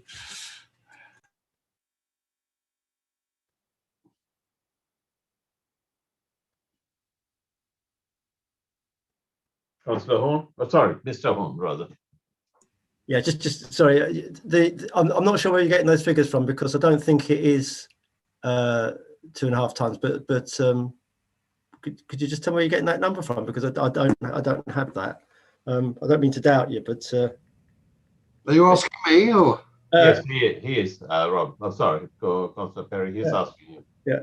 Well, up until now, we've borrowed, I don't know what the exact number is, but many millions on short-term loans from other authorities. Yes. We've been paying under 1%. Yeah. The average price we're paying for a long-term loan is just over 2%. Yeah. That, in my estimation, will be at least £1 million difference against our annual revenue cost. Is that the right figure? No, it's about 500,000. I make it. So that's why I was unsure what your figures were. But I think you need to look at that in the scheme of where we're going with our investment portfolio as well. So these are things that we booked in because we wanted to move away from the very short term financing of long term commitments. So we're purchasing. We're purchasing things like the leisure centre and so forth, which is expected to last for 40, 50 years, and we really ought to be sticking our borrowing to the same period of time. So borrowing for 30 to 40 years to finance it, rather than constantly churning at the short term. And as the chairman has said, there's always a risk in the short term that as interest rates move against you, by the time you do try to finance to the correct period of time, you'll be caught and you'll end up paying more in the long run. Yeah, agreed. It's constantly a balancing act between those. And as I say, we're not in the business of trying to guess the markets. It's just making sure that, generally speaking, we match our length of term of borrowing to the length of time of the life of the asset. I agree with I agree with the strategy. My sort of I'm not an expert, but what I see in the financial market is that the interest is gradually creeping up because they expect the economies to come back into play, and the inflation will come into play. So interest will also creep up. So I hope we are getting good advice from Arlington Close, whom we have used as advisors, to actually protect our interests. That's all I'm actually concerned about, protecting our interests long term. Thank you for that, Mr. Horn. Any other questions? No? Chairman, sorry, you missed. I got my hand up. Can I just say? Sorry, missed that one, Edward. So sorry, Mr. No, don't worry. That's right. It was a late entry. Yeah, picking up this point, I mean, on the potential rise of interest rates, but of course it's a double whammy insofar, or it's a positive and negative, in that interest rates are going up. I mean, that's a reflationary move, as you well know. And then once you start getting inflation moving forward, you're going to start increasing your income. And certainly a lot of the figures coming out of the Treasury and other areas is that there is tremendous pent demand. What nobody can say is that when that demand has been met and settles back, what level does it settle back at? Is it high, middle, low? But in the short term, there is going to be a rush for people to spend because they can. They want to get out and they want to spend, but it's where it settles out. And the economy is going to be all over the place, trying to predict economic trends for the next couple of years. It's going to be an interesting exercise. Yeah, point taken. Thank you for that, Councillor Hawkins. One other question, I'm a bit confused over this sundry debtors thing, possibly for Councillor Lewis, if not through to him, to Mr. Horn. Is actually, you say here, council bears sundry debtors include all debtors, etc. This is to do with much decrease relates to lower value invoices being raised for recharge to joint waste services. Why are we invoicing less? I thought joint waste services will be invoicing sort of on a consistent basis. Or have I got the thinking wrong? Maybe I've got the thinking wrong. Maybe I need a little bit more explanation on that. I'm sorry, which section you on? Sorry, so it's 3.1, Councillor Lewis.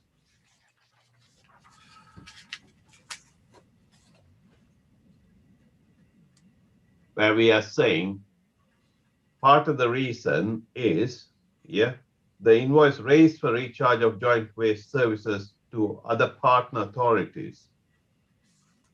I mean, is it lower invoices or are they paying too fast? What is it? I presume the invoices are the same. So I'll pass on to Mr. Hone, because again, I don't have the figures in front of me, but I'm sure Mr. Hone does. Thank you very much. Through Chairman, I think my wording there might be a little bit clumsy, but if members recall, when we set the budget last month, we mentioned a significant refund, a repayment related to the waste service and the green waste, and that was 588,000 applied to the budget, and that's reflected in those figures there. So you can see that there's a reduction from 3.7 million at the end of Q2 to 2.6 million at the end of December. That's almost all of it explained by the £588,000 that we received, and that therefore reduced the outstanding sundry debts at the end of December compared to the end of September. That's all that means. Thank you very much for the explanation. It would have been, I understand it now because I was involved in preparing the budgets. It would be nice to have it on a piece of paper. That's all I'm saying. Do appreciate what you just said. Thank you for that.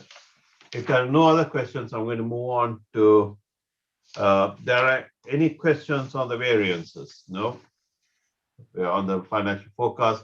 Councillor, Mr. Hone, you and I had a conversation during the briefing as to where we are going to be on the forecast outturn. Sorry, Councillor Lewis, I'm just, because of the briefing day meeting, I have a special request for Mr. Hone. Maybe you should explain that, whether this outturn will be the same at the year end. Through you, Chairman, it's obviously I've discussed this with Councillor Lewis as well. I mean, we're projecting now 1.1 million overspend. What that really relates to, actually, as I've mentioned at previous meetings, is an under recovery of income. Now, what we've seen is, as we mentioned in an earlier report, that we're getting some support from central government in terms of losses on fees, charges, things like theatre income and car parking income and so forth.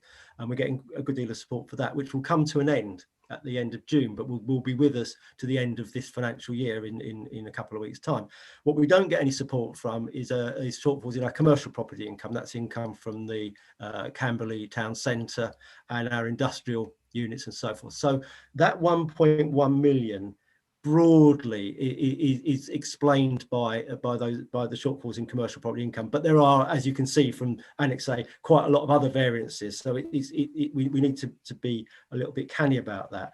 If you ask me if I think the situation will shift again between now and the year end, the only thing I'm nervous about is some of the assumptions about our commercial income is based on money that hasn't been collected yet, but which is promised. Now, obviously, as members have mentioned previously, we are restricted in our ability to take any recovery action at the moment, and we wouldn't want to because we are a good landlord. But obviously, I'm still making some assumptions that we will be receiving that rent income from our commercial property tenants, but I haven't actually seen the cash yet. So I think that's my only nervousness about the current figure of 1.1 million. And also, could I ask Councillor Lewis? I'm almost certain you would not know the answer because it was a conversation between Mr. Hone and I. But I'd like the rest of the committee members to be aware. We also had a conversation on rent collection with another party during one of our meetings. and the rent collection doesn't look too good as we see it now. Am I right in saying that? So our outturn is going to be a little bit worse than what it is today. Am I right? Yeah, well, you are. I mean, obviously, we need to get into that and get down to some sort of nitty-gritty conversations to about what we're actually going to collect. And yeah, I mean, as I said, that's the only area where I think there's still some nervousness about what the outcome will be. But it's not that we'll have to wait and see. We haven't got the authority yet to enforce some of the money that's owed to us, and obviously we've made arrangements with our tenants to pay as and when they're able to, because obviously they've been affected by COVID as well. And so to some extent we'll have to wait until we start to see some recovery post June, or when we're hoping that lockdown will end and we see a swift recovery. Then obviously we'll collect those arrears of debts as quickly as we possibly can. Thank you for that, Mr. Horn, because I was keen that the committee members should be aware of these items, because next time we see these numbers, we could avoid awkward questions going forward. Thank you. If there are no more questions, I'm moving on to agenda item 7, which is actually 5-year strategy. I presume it's Councillor Lewis again fronting it, or is it Officer Livingston? Mrs. Livingston. Good evening, Chair. I wasn't sure if the leader wanted to bring this item in, or I'm very happy to do it, as I say, because it's an officer item, really. This is just about the 5-year strategy and the path that we're looking to take that five-year strategy on. And we wanted just to make sure that the Performance and Finance Scrutiny Committee were aware of that work that we were undertaking. So in the report, what we've just outlined is the proposed timetable and preparation that we're currently doing with regard to that 5-year strategy, and obviously with regard to what the content that we're looking at within it.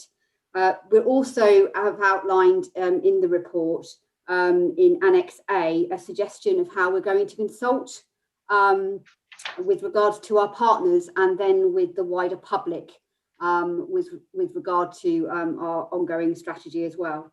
As I say, in 2.6 and 2.7, there are some key themes that have been outlined with regard to what we were looking to include. But just with regards to, and going back to the timetable very briefly, as you can see, we're proposing at the May executive on the 25th of May, we're looking to bring a draft narrative with regard to the 5-year strategy and proposals for the public consultation. Then we will look at having that public consultation. And then what we will then do is obviously then start to bring back the drafts to the Performance and Finance Scrutiny Committee, firstly on the 7th of July, so actually the outcome of that consultation. And then we can then start to obviously turn those drafts then into a document that we will then again bring back to this committee on the 7th of September, before it then goes through to the executive on the 21st of September and full council in October for approval. Alongside this particular item is obviously importantly and not separately and not in isolation is the medium-term financial strategy. So in order to make sure that what we're delivering and what our views are for what we're delivering for the borough, we have the resources to actually deliver those items. And it's just really making sure that, that you're aware of those. And obviously I can take any questions with regards to the report and what we've outlined so far. Questions for Mrs. Livingston? Councillor Bates, sorry, Councillor Galliford, sorry. Councillor Galliford first and Councillor Bates. No, that's fine. I'm just looking at the very end at point 12.1. I would rather like to see that wording stated there as the strategy will be included in the council's commitment to addressing climate change. Is that possible? Absolutely. That's probably just, as I say, just maybe some poor wording there. We're more than happy to obviously make sure that is part of the consultation document that goes forward. Thank you for that. Councillor Bates. Thank you, Chairman. My issue is actually a bit more fundamental, which is that I don't think we should have a 5-year strategy at all. I think we should have a 3-year strategy followed by a 4-year strategy, because if you have a 5-year strategy, it's not at all in line with the political terms that we have. So in 2 years' time, we're going to be having another election. We don't know what the makeup of that council is going to be, but I don't think it's reasonable for the first 3 years of that council, whatever colour that's going to be, to have to, or feel obliged to implement basically 3 years worth of a strategy. I would have thought they want to come in with their own mandate, whatever that's going to be. So whilst they can't come in immediately and do things, I do think there's a point that really we should be saying, well, this is a strategy that we're agreeing for 2 years and the first year of a new council while they bed in. Hopefully many of the priorities will be similar, but I'm quite uncomfortable with the idea of saying that for 5 years that this is the strategy, because it's not going to be the strategy. It's only going to be the strategy for however long the current makeup is going to be, which may be a short time, it may be a long time. No one knows that. And I do think there's a whole point about that a council, when they are elected at the beginning of a term, and I appreciate this term has been somewhat different, but and obviously we've had change of political makeup anyway, but I think the whole point is elected for a 4-year term. We elect a leader for a 4-year term, and I think a leader, I know again we've had the change on that, but that's the point of the council. So I think my view is actually, can we look at not doing 5 years at all, just do 3, but with then doing 4 years after that. I appreciate that's a political decision rather than officer one. Mrs. Livingston, do you mind me taking this point up with Councillor Bates, please? Councillor Bates, I mean, I do agree it's a 5 years is a long term. I've had this conversation with Mr. Roberts recently, so has Councillor Garrett as well. The 5-year strategy is a sort of a vision for the council, which I agree. And I totally agree with you. 5-year plans don't, when I ran companies, I never took 5-year plans very seriously. This is just a vision. A 3-year plan is more realistic. That's the one which should be rolling. That's the way I've always looked at life. And I do take your point, political point, that councils are elected every 4 years. Leaders are elected or could be elected every year. But we just cannot keep churning and changing the plans every time that happens. Or we could, but I'm not saying we should. We could, but as a council, we should have some sort of an idea as to where we are going. That's my point of view. I know we may differ on it, but that's a point of view I have. Chairman, just out of interest then, in the event that in 2 years' time there's a landslide for the Liberal Democrats and Liberal Democrats are then in charge of the council running a majority, are you saying that you're going to be implementing this 5-year plan? I mean, I find that not at all. I'm afraid you misunderstood. I'm not at all. For the moment, there should be a vision. In about 2 or 3 years, if the party changes or if the administration changes, then they have the flexibility, or they should have the freedom to change the 5-year plan to suit their needs. For the moment, there has to be some sort of a vision, others will be just blind going forward. I hope you understand where this is heading in terms of a vision. There is a vision for this administration and for the council, not only the council, because council has a final say at this particular moment in time. And that will change or need to change every 2 years or 3 years as it happens. I mean, I do agree with all of what you just said. I'm not disagreeing. 5 years, such a long period in anyone's life. Thank you. Okay. I mean, I won't take up further. I just disagree. I just think it's 3 years. But look, I appreciate that's not our decision, and I will leave it there. Thank you. Thank you. Any other questions on the 5-year plan? Great. Super. Kevin, Going sorry, on. I have Sorry. Sorry. Sorry, Councillor. I didn't see any other hands. So yeah, go on. So I'll wave at you then. Sorry, Councillor. It's a very interesting question. I mean, my slightly flippant thought is that a 5-year strategy never worked for the Soviet Union, so why should it work for us? But I can see Councillor Bates is coming from, and I'm not sure if I agree with it or not, and I'm struggling, I have to say. I just can't get my mind around that. But we need a longer term strategy, ignoring the politics, for an overarching strategy in terms of investment in equipment, people, buildings, and we have the annual update. And maybe that's where we should be looking at in taking a more a detailed view at the annual review, so that we have, whether it's 4 years or 5 years, the overarching strategy with the with a more robust, that's what I'm looking for, a more robust annual review than possibly we do. But it's an interesting thought, and I think it's something that the committee may want to make as a recommendation, that the executive go away and have a thought and come back as to what the view is on that. I say I can see both sides of it, and I'm struggling to. I'm not going to come down one side or the other because I can't get it in my mind. But that's where I would come from: a 5-year overarching, 4 or 5 year overarching, but a robust annual review. Thank you, Chairman. Thank you for that, Councillor Hawkins. Councillor Garrett, do you want to say something on it? Or did I see you put your hand up? No, I was just going to tell you, Councillor Hawkins has put his hand up. I'll keep an eye out, Chair. Sorry about that. Thank you. I agree with Councillor Hawkins. I mean, this has to be discussed, and it's, like I said earlier, it's an overarching thing. Yeah, and then minutiae is actually to look at it every year, every 2 years. You have a rolling forecast that has on a financial basis, on a performance basis. But we have a strategy. It's a strategy document for 5 years. That's the way I've looked at it. I'm not talking about numbers here for 5 years. It'll be daft to look at numbers for 5 years, because we don't know what's going to happen in life. Thanks for that.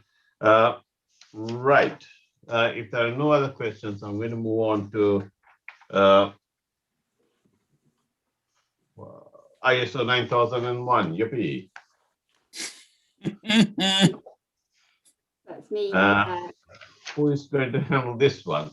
Come on. Believe Mrs. Livingston, good luck to you. Go ahead.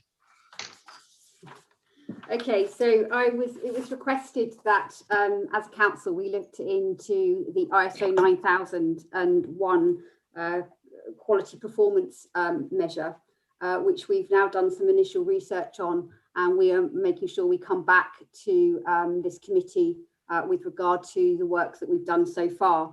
So firstly, we just wanted to make you aware that our building control team are currently working towards the standard, and working with, as I say, the layback, which is I can't remember, I'm forgetting my acronyms. That's the biggest problem when you use acronyms, isn't it? But it's basically the standard set in the building trade. So they are working towards that currently. We also just wanted to note that we're also going to use the self-assessment tool, the ISO 180091 standard, to actually look at our own performance management systems and do a review and use this as an evaluation, because actually within our own annual plan for 21-22, we are actually looking to review our performance documentation and how we actually handle that going forward. So we're looking to use that resource to undertake that piece of work. The report is in front of you. I don't know whether there's any questions. I can see that Councillor Alloway already has a question, Chair. But as I say, we just wanted to bring forward this initial report to this committee. Councillor Alloway, it's yours now. And if we can keep it short, I really will appreciate it. Thank you. Yeah. First of all, the report to committee outside the meeting for members. Any idea when we will expect to get that? I presume it'll have all the details of what's been produced, what structure, what processes have been developed to achieve 9001. For the building control team? Yes, I mean, obviously they're working through that at the moment. Obviously, it is something that we can report back on more specifically once they've completed that review. When Yeah, was that? certainly, I think certainly. I'm sorry, Mrs. Livingston, what is there a deadline date on it? I will be honest, unless I have Sarah Bainbridge is on the line, I'm not sure what the actual date is for them completing that at the moment. But again, I can find that out for you. It will be useful to have a deadline on it. I'm sure there is a deadline, Chair, but I apologise. I don't have that date to hand, but I will confirm that back to the committee. Thank you. If you can email the committee and the rest of the council, that'll be useful. Thank you very much. Yeah, I think the speak of March or April was when the building control function was going to be put forward for certification audit. So they must be pretty well advanced. Yeah, Yes, you're right. I will confirm that. I will confirm it. Yeah, okay. And just to confirm that the building control have to have a UCAS accreditation. That's, I think, a requirement by government now. But the rest of the organisation, I believe, wouldn't have to have UCAS. In fact, you no need to get certification at all. Just apply all the principles and controls of 9001 internally. Yes, and that's what we want to do, Councillor Alloway. So what we're going to do is when we review our own systems, we'll make sure we look at the evaluation tool and see what we can include in that, so that with regards to when we're reporting back and just making note from the previous item about being more robust with obviously the information that you're receiving, that councillors are getting the information that they require to understand how we're doing and how we're achieving our objectives and fulfilling the needs of the community. Yeah, I know that you've got ISO 18091 as the implementation guidance standard, and we've only got one copy, which I think you can't let out of your control. So I just wondered if it was possible that we could buy a copy for councillors to look at. Just so you're aware, and I appreciate you did make a request to us about this information. We're just contacting, as I say, you probably know a lot more about this with regard to obviously the role that you undertake, and obviously appreciating that. But we are just, as I say, checking ourselves out with regards to how we share information and how we do that with our councillors.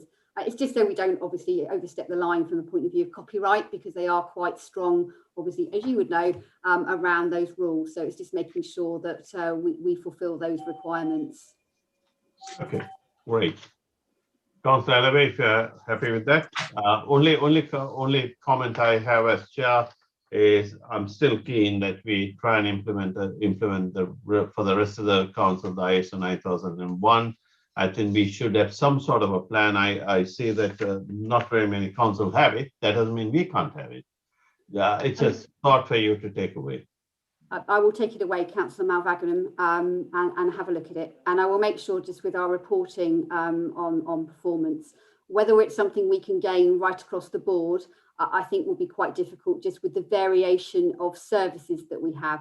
But that's why I want to undertake the evaluation, so that we're fully informed, and then I can inform yourselves as councillors how we are taking, I suppose, the standard forward, but maybe, as you say, not in an official capacity, but using the criteria that's set out. As long as that is correct and to copyright, because obviously it's making sure we do that in an appropriate manner. Thank you. Councillor Galliford? Yeah, just to add again, it's something that I would feel quite strongly should be applied to our climate policies and management thereof as well. Yeah, good point. Valid point. If Councillor Allaway, I presume your hand is done. Your hand up. Yeah. Thank you. Right. Now that's done. I'm delighted ISO 9001 is on the move. Delighted. Property point, agenda item 9. This is going to be a verbal report by Mr. Horn on behalf of Tasker Finish Group. Mr. Horn, over to you. Thank you, Chairman. I'll just to give the committee just a very quick update. So just to remind the committee what happened. 9th of September of last year, the Scrutiny Committee considered a report on property investment for treasury management and our property portfolio since 2016. And the committee agreed then to set up a task and finish group to examine the advice provided by professional agents to the council regarding these property acquisitions and management, and to feed these findings into the council's future property investment strategy, which is being drafted at the moment.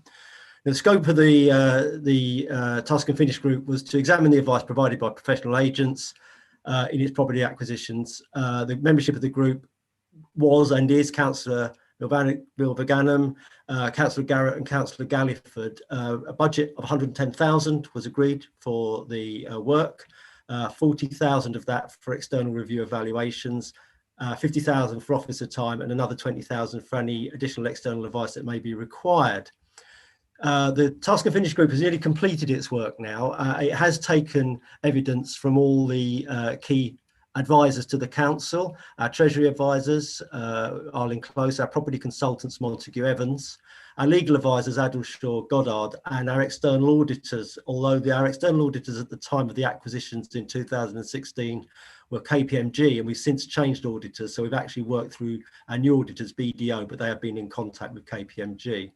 We also looked, or the group also looked at papers that were put to council at the time of acquisitions in 2016 and the legal advice and risk management issues contained in the report from, for instance, the chief executive to council in July 2016, and also the urgent action later in the year to acquire 45 to 51 Park Street, the House of Fraser site. So the earlier July 2016 report was for the Mall Shopping Centre, and the later report in November, which was under urgent action, was for 45 to 51 Park Street. The group appointed Avison Young UK Limited, previously known as GVA Grimleys, which is the way I still think of them, to do the desktop review of the acquisitions of the Mall Shopping Centre, and they reported back to group in November. They then carried out a piece of work on Park Street and Presthurst Way acquisitions and reported back to the group in January. The group have really pretty much finished their work now, as I say. I have got some provisional findings from the Avison Young report, but obviously these haven't been processed by the group yet. We have plans now to bring a full and detailed report to the next meeting of the committee, agreeing an action plan to address the issues arising from the Avison Young report, which really centres around the way in which the price was negotiated between the council and the vendors, and the fact that we probably ended up paying towards the top end of the valuations. That's something that Avison Young have confirmed. That the fact that we were the only purchaser probably lost what Avison Young has referred to as competitive market tension.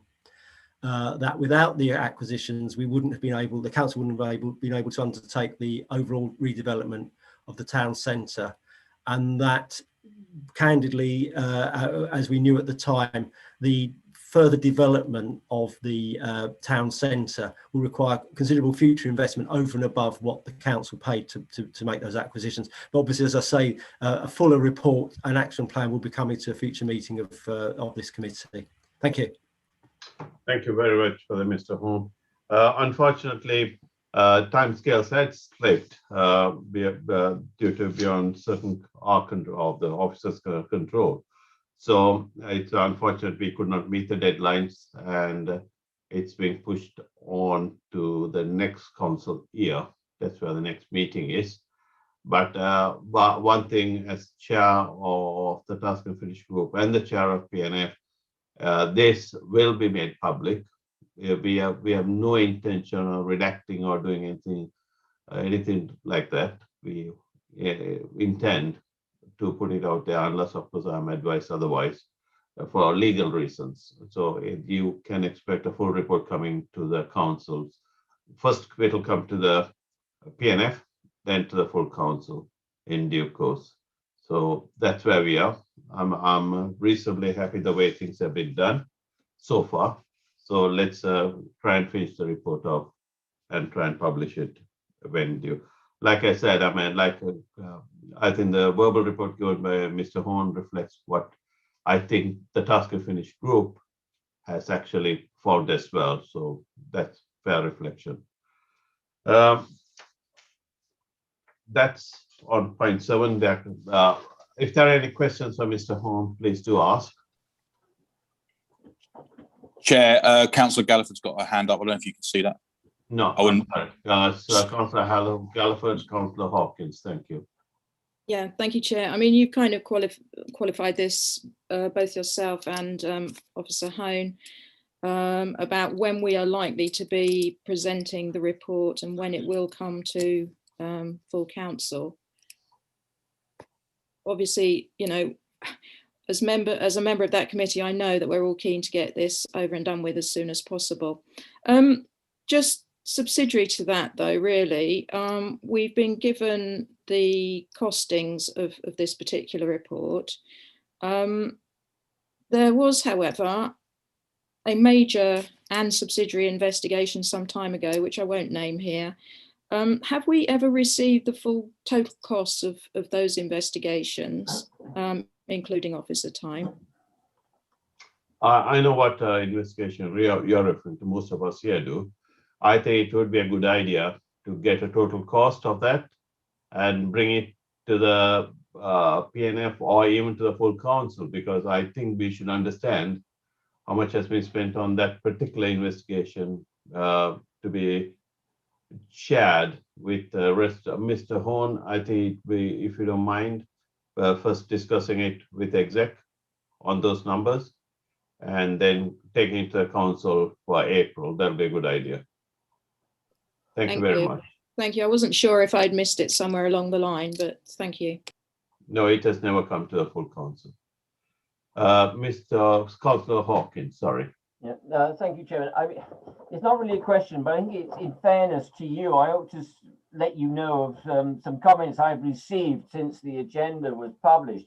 And a number of people have contacted me. I don't know why they contacted me, but anyway, they have. And they've said that they were quite surprised that something like 1.5% or equivalent of council tax has been spent on this investigation.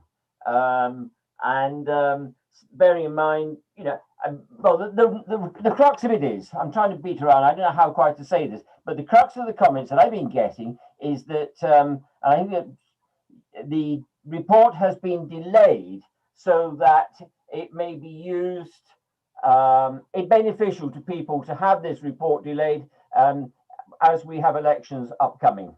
I think you ought to be aware that is the comment that is being made, and that it's a misuse of public money to carry out. But I think it's only right and proper that, you know, as I've been asked to make that comment, I'm really reluctant to do so, but I think it's only right that I have to make it. So you should be aware, Chairman, that that is what is being said by some people. Councillor Hawkins, I appreciate what you just said. I'll take Councillor Wren's comments first, and I shall comment on it later. Yeah, if I recall, I just want to double check this. Every member here voted for that report? Yeah. I think majority did. I think there might have been some that didn't, but I think the majority did. So it was a report that was largely agreed by the full council. Thank you for that. Councillor, any other hands? Councillor Bates. Yes, I didn't vote for it, and I explained why. But I do think but the point is a fair one, because others did do so, and there was a majority. So whether it should or shouldn't have been spent, a decision was made, and that's the same with every decision that's made. But one thing I would ask is that when this report does come forward, and no doubt will have extremely detailed findings, that we also do cover the point about the financial amount that is being spent on that, because it's quite right if a decision is made to look in detail about the financial monies that were spent on the MAL, but equally, when we're talking about public money, we also need to look at the amount of money for the report so that that is equally judged as whether that is a good use of taxpayers' money. At this stage, it's too early to tell because we haven't seen the report. But I think it would be appropriate, bearing in mind the subject matter, for there to be a full and detailed financial figure for the amount of taxpayer money that is being spent on that, and then taxpayers can judge whether or not it is actually good value for money. Yep, valid point. I'll take that on board. Councillor Garrett. I think Councillor Galliford, did you have your hand up before me, or was that still up from last time? No, it's Sorry. still up. Okay.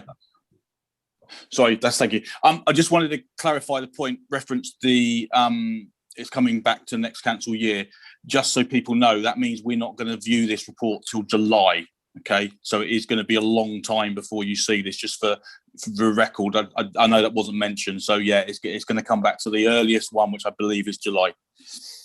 So taking Councillor Garrett's point of view, who is making those points to you, Councillor Hawkins? They're barking up the wrong tree. If it was to do with elections,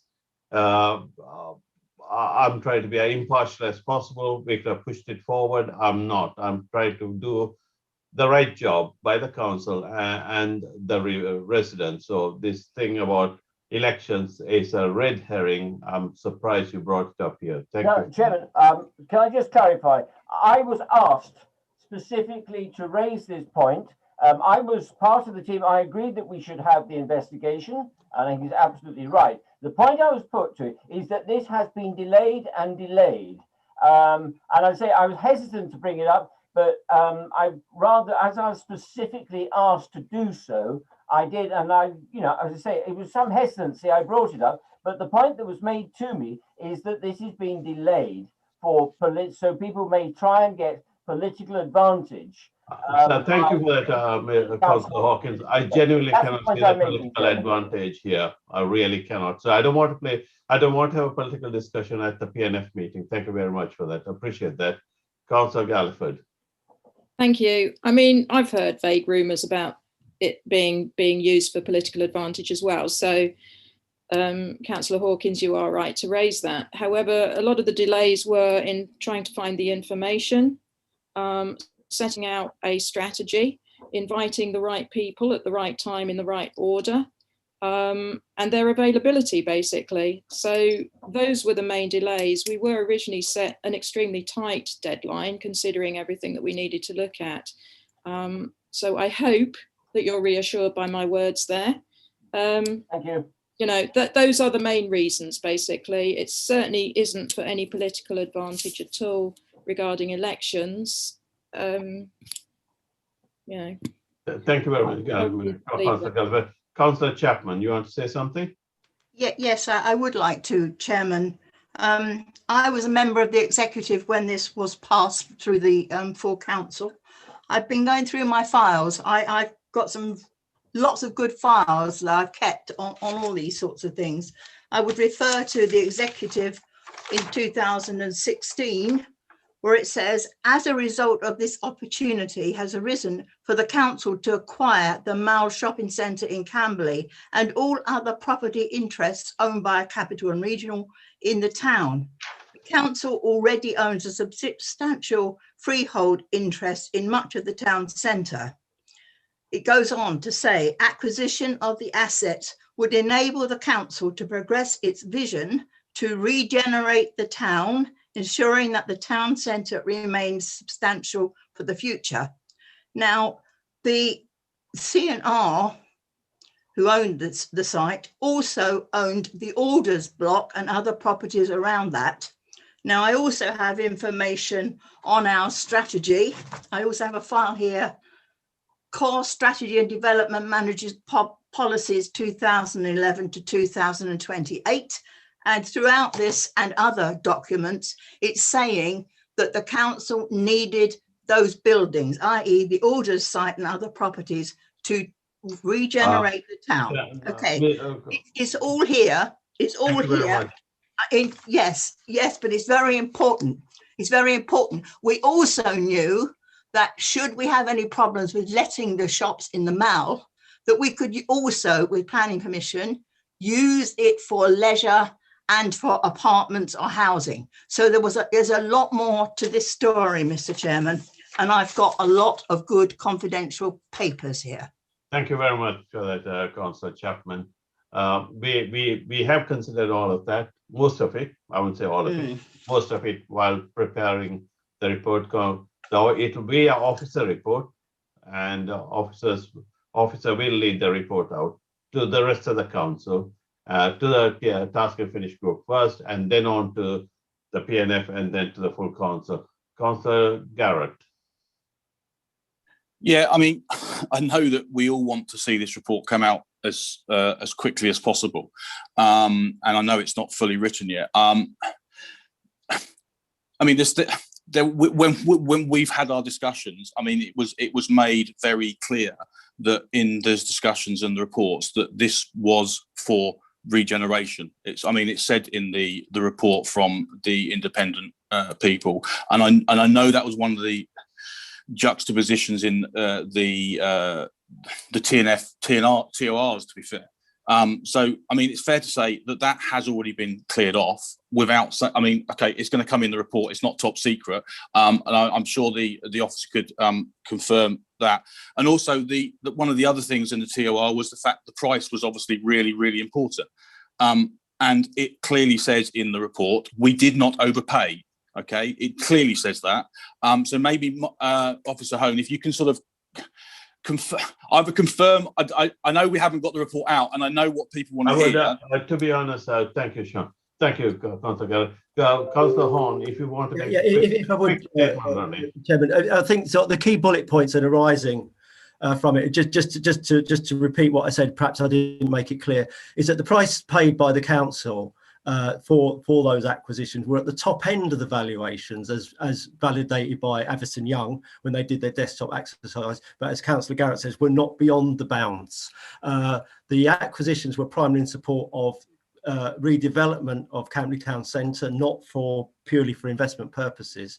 As I said earlier, the council purchased a shopping centre by directly approaching the owner, and therefore lost what Avison Young have referred to as competitive market tension, the ability to say, well, if we don't buy this one, we could go and buy elsewhere, or perhaps we don't really want it. The purchase of the properties allowed the council to undertake further redevelopment of the town centre, which wouldn't otherwise be possible.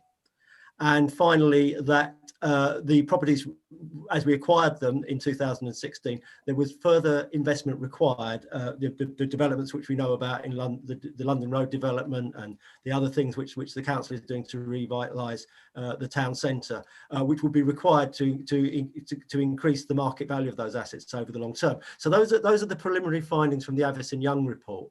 And I think the other thing to say is that as far as the group is in the examination of the papers which went to members both as a report in July 2016 and the urgent action later on in the year, that the council did act within statutory framework and the constitution, and it did take proper advice from financial advisors and the lawyers and the other professionals involved in the piece. So I think that's the preliminary findings, but obviously that's yet to be worked up into a full report. Thank you. Thank you very much. Let's not. Councillor Wheeler and then Councillor Galliford. Thank you. I'm sorry, I've got very poor signal, so I apologise for the fact that I'm on and off camera. Yeah, I suppose I would just like clarity about what's come out of this report that we didn't know before we commissioned it, because so far pretty much everything that I've heard this evening has been something that has been in papers that we've had before us before, or has been part of a conversation during other committee meetings. So I just wondered if somebody could qualify for me exactly what it is that is new information. I think, Councillor Wheeler, I think like Councillor Horn said, we are not going to discuss the report in full. When Councillor Horn finishes his report, he will publish it in due course. Thank you. Councillor Galliford. Yeah, I just want to point out that, as a working group, we are cross-party. We're very aware that this is quite an emotive issue for the council, and we've taken every possible avenue that we can. So I hope that you are reassured by that as well, that we're not being partisan in any way at all. Thank you for that, Councillor Galliford. Right, if there's no more, I don't think we are going to spend any more time discussing this because we had enough hearing on it for the moment. I'm sure we'll have lots more hearing on it for at least 2 more meetings. Thank you. Right, finally. 7, 8, I think now. 9. Work program, final work program. Only point I have to make, these are regular routine stuff for the next year. Only point I have to make is that we are in March, next one is July. So there's a 3-month gap. I do understand why we can't have one in April and May generally, because of elections and PERDA and so on and so forth.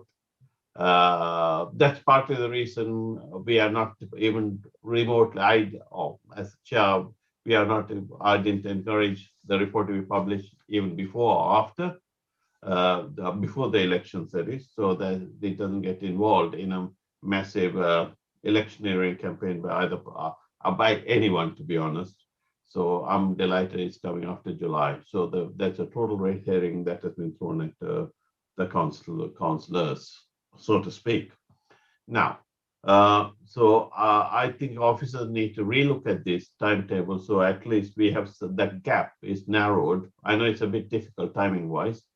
Need to relook at it going forward for next year from between March and July, how best to fit one more P&F, because there are lots of stuff to be discussed in P&F. That's something I've learned over the last 1 year, and hopefully we can find a sensible solution to try and fit additional meetings somewhere. I hope everyone's looked at the work program. This, like I said, this rotational. So if there's anything else to be added, please do. Councillor Bates. Thank you, Chairman. Last night you very kindly offered to add an item to your work programme, and I'm sure I don't particularly want to kind of say what date you'll go for, because that's a matter for you, but you did kindly agree that there would be a report to come before you on the use of bailiffs for residential debts. So I will leave you, I don't need a decision on that now, but just at some point in your programme over the course of this coming year to please schedule that in. I would probably suggest doing it by the end of December, purely because if there are any changes, then that would then relate to obviously the forthcoming financial year beyond that.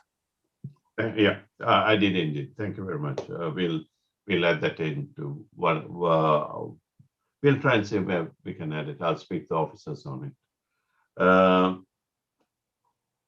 Anything else? That's it. Sorry, I want to bring something to Councillor Mansfield's attention. I did promise at the very beginning.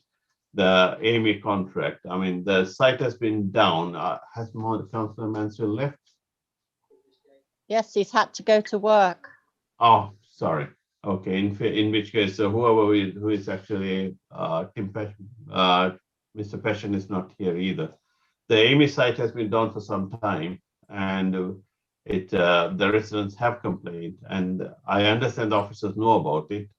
It's important that we try and get this up and running as soon as possible. So whichever the officer is or the exec here, if you can take it on to and try and push that along for me. I've also commented and reported it to Mr. Passion as well, and he has promised me that it should be up and running, and with Sarah of Waste Management too. So hopefully. Thank you for that, Councillor McGrath. Councillor Horn. Sorry, Mr. Horn. Oh, sorry, Chair. I was just simply going to say, as a member of corporate management team, I'm happy to take that message back and get it relayed as quickly as possible. Yeah. Thank you very much. Appreciate that. Councillor Galliford. Yeah, not wishing to overload the committee because, as you've said, we've got quite a hefty schedule ahead of us, but I would like to see us reviewing the climate policies and how we're doing at some stage. Yeah. Can't see that on there.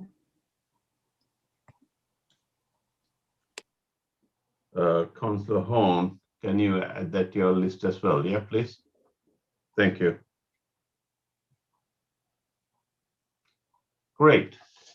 If there's none, it's 1.5 hours since we last took a break. So I shall say good night to everyone. Good night. Night.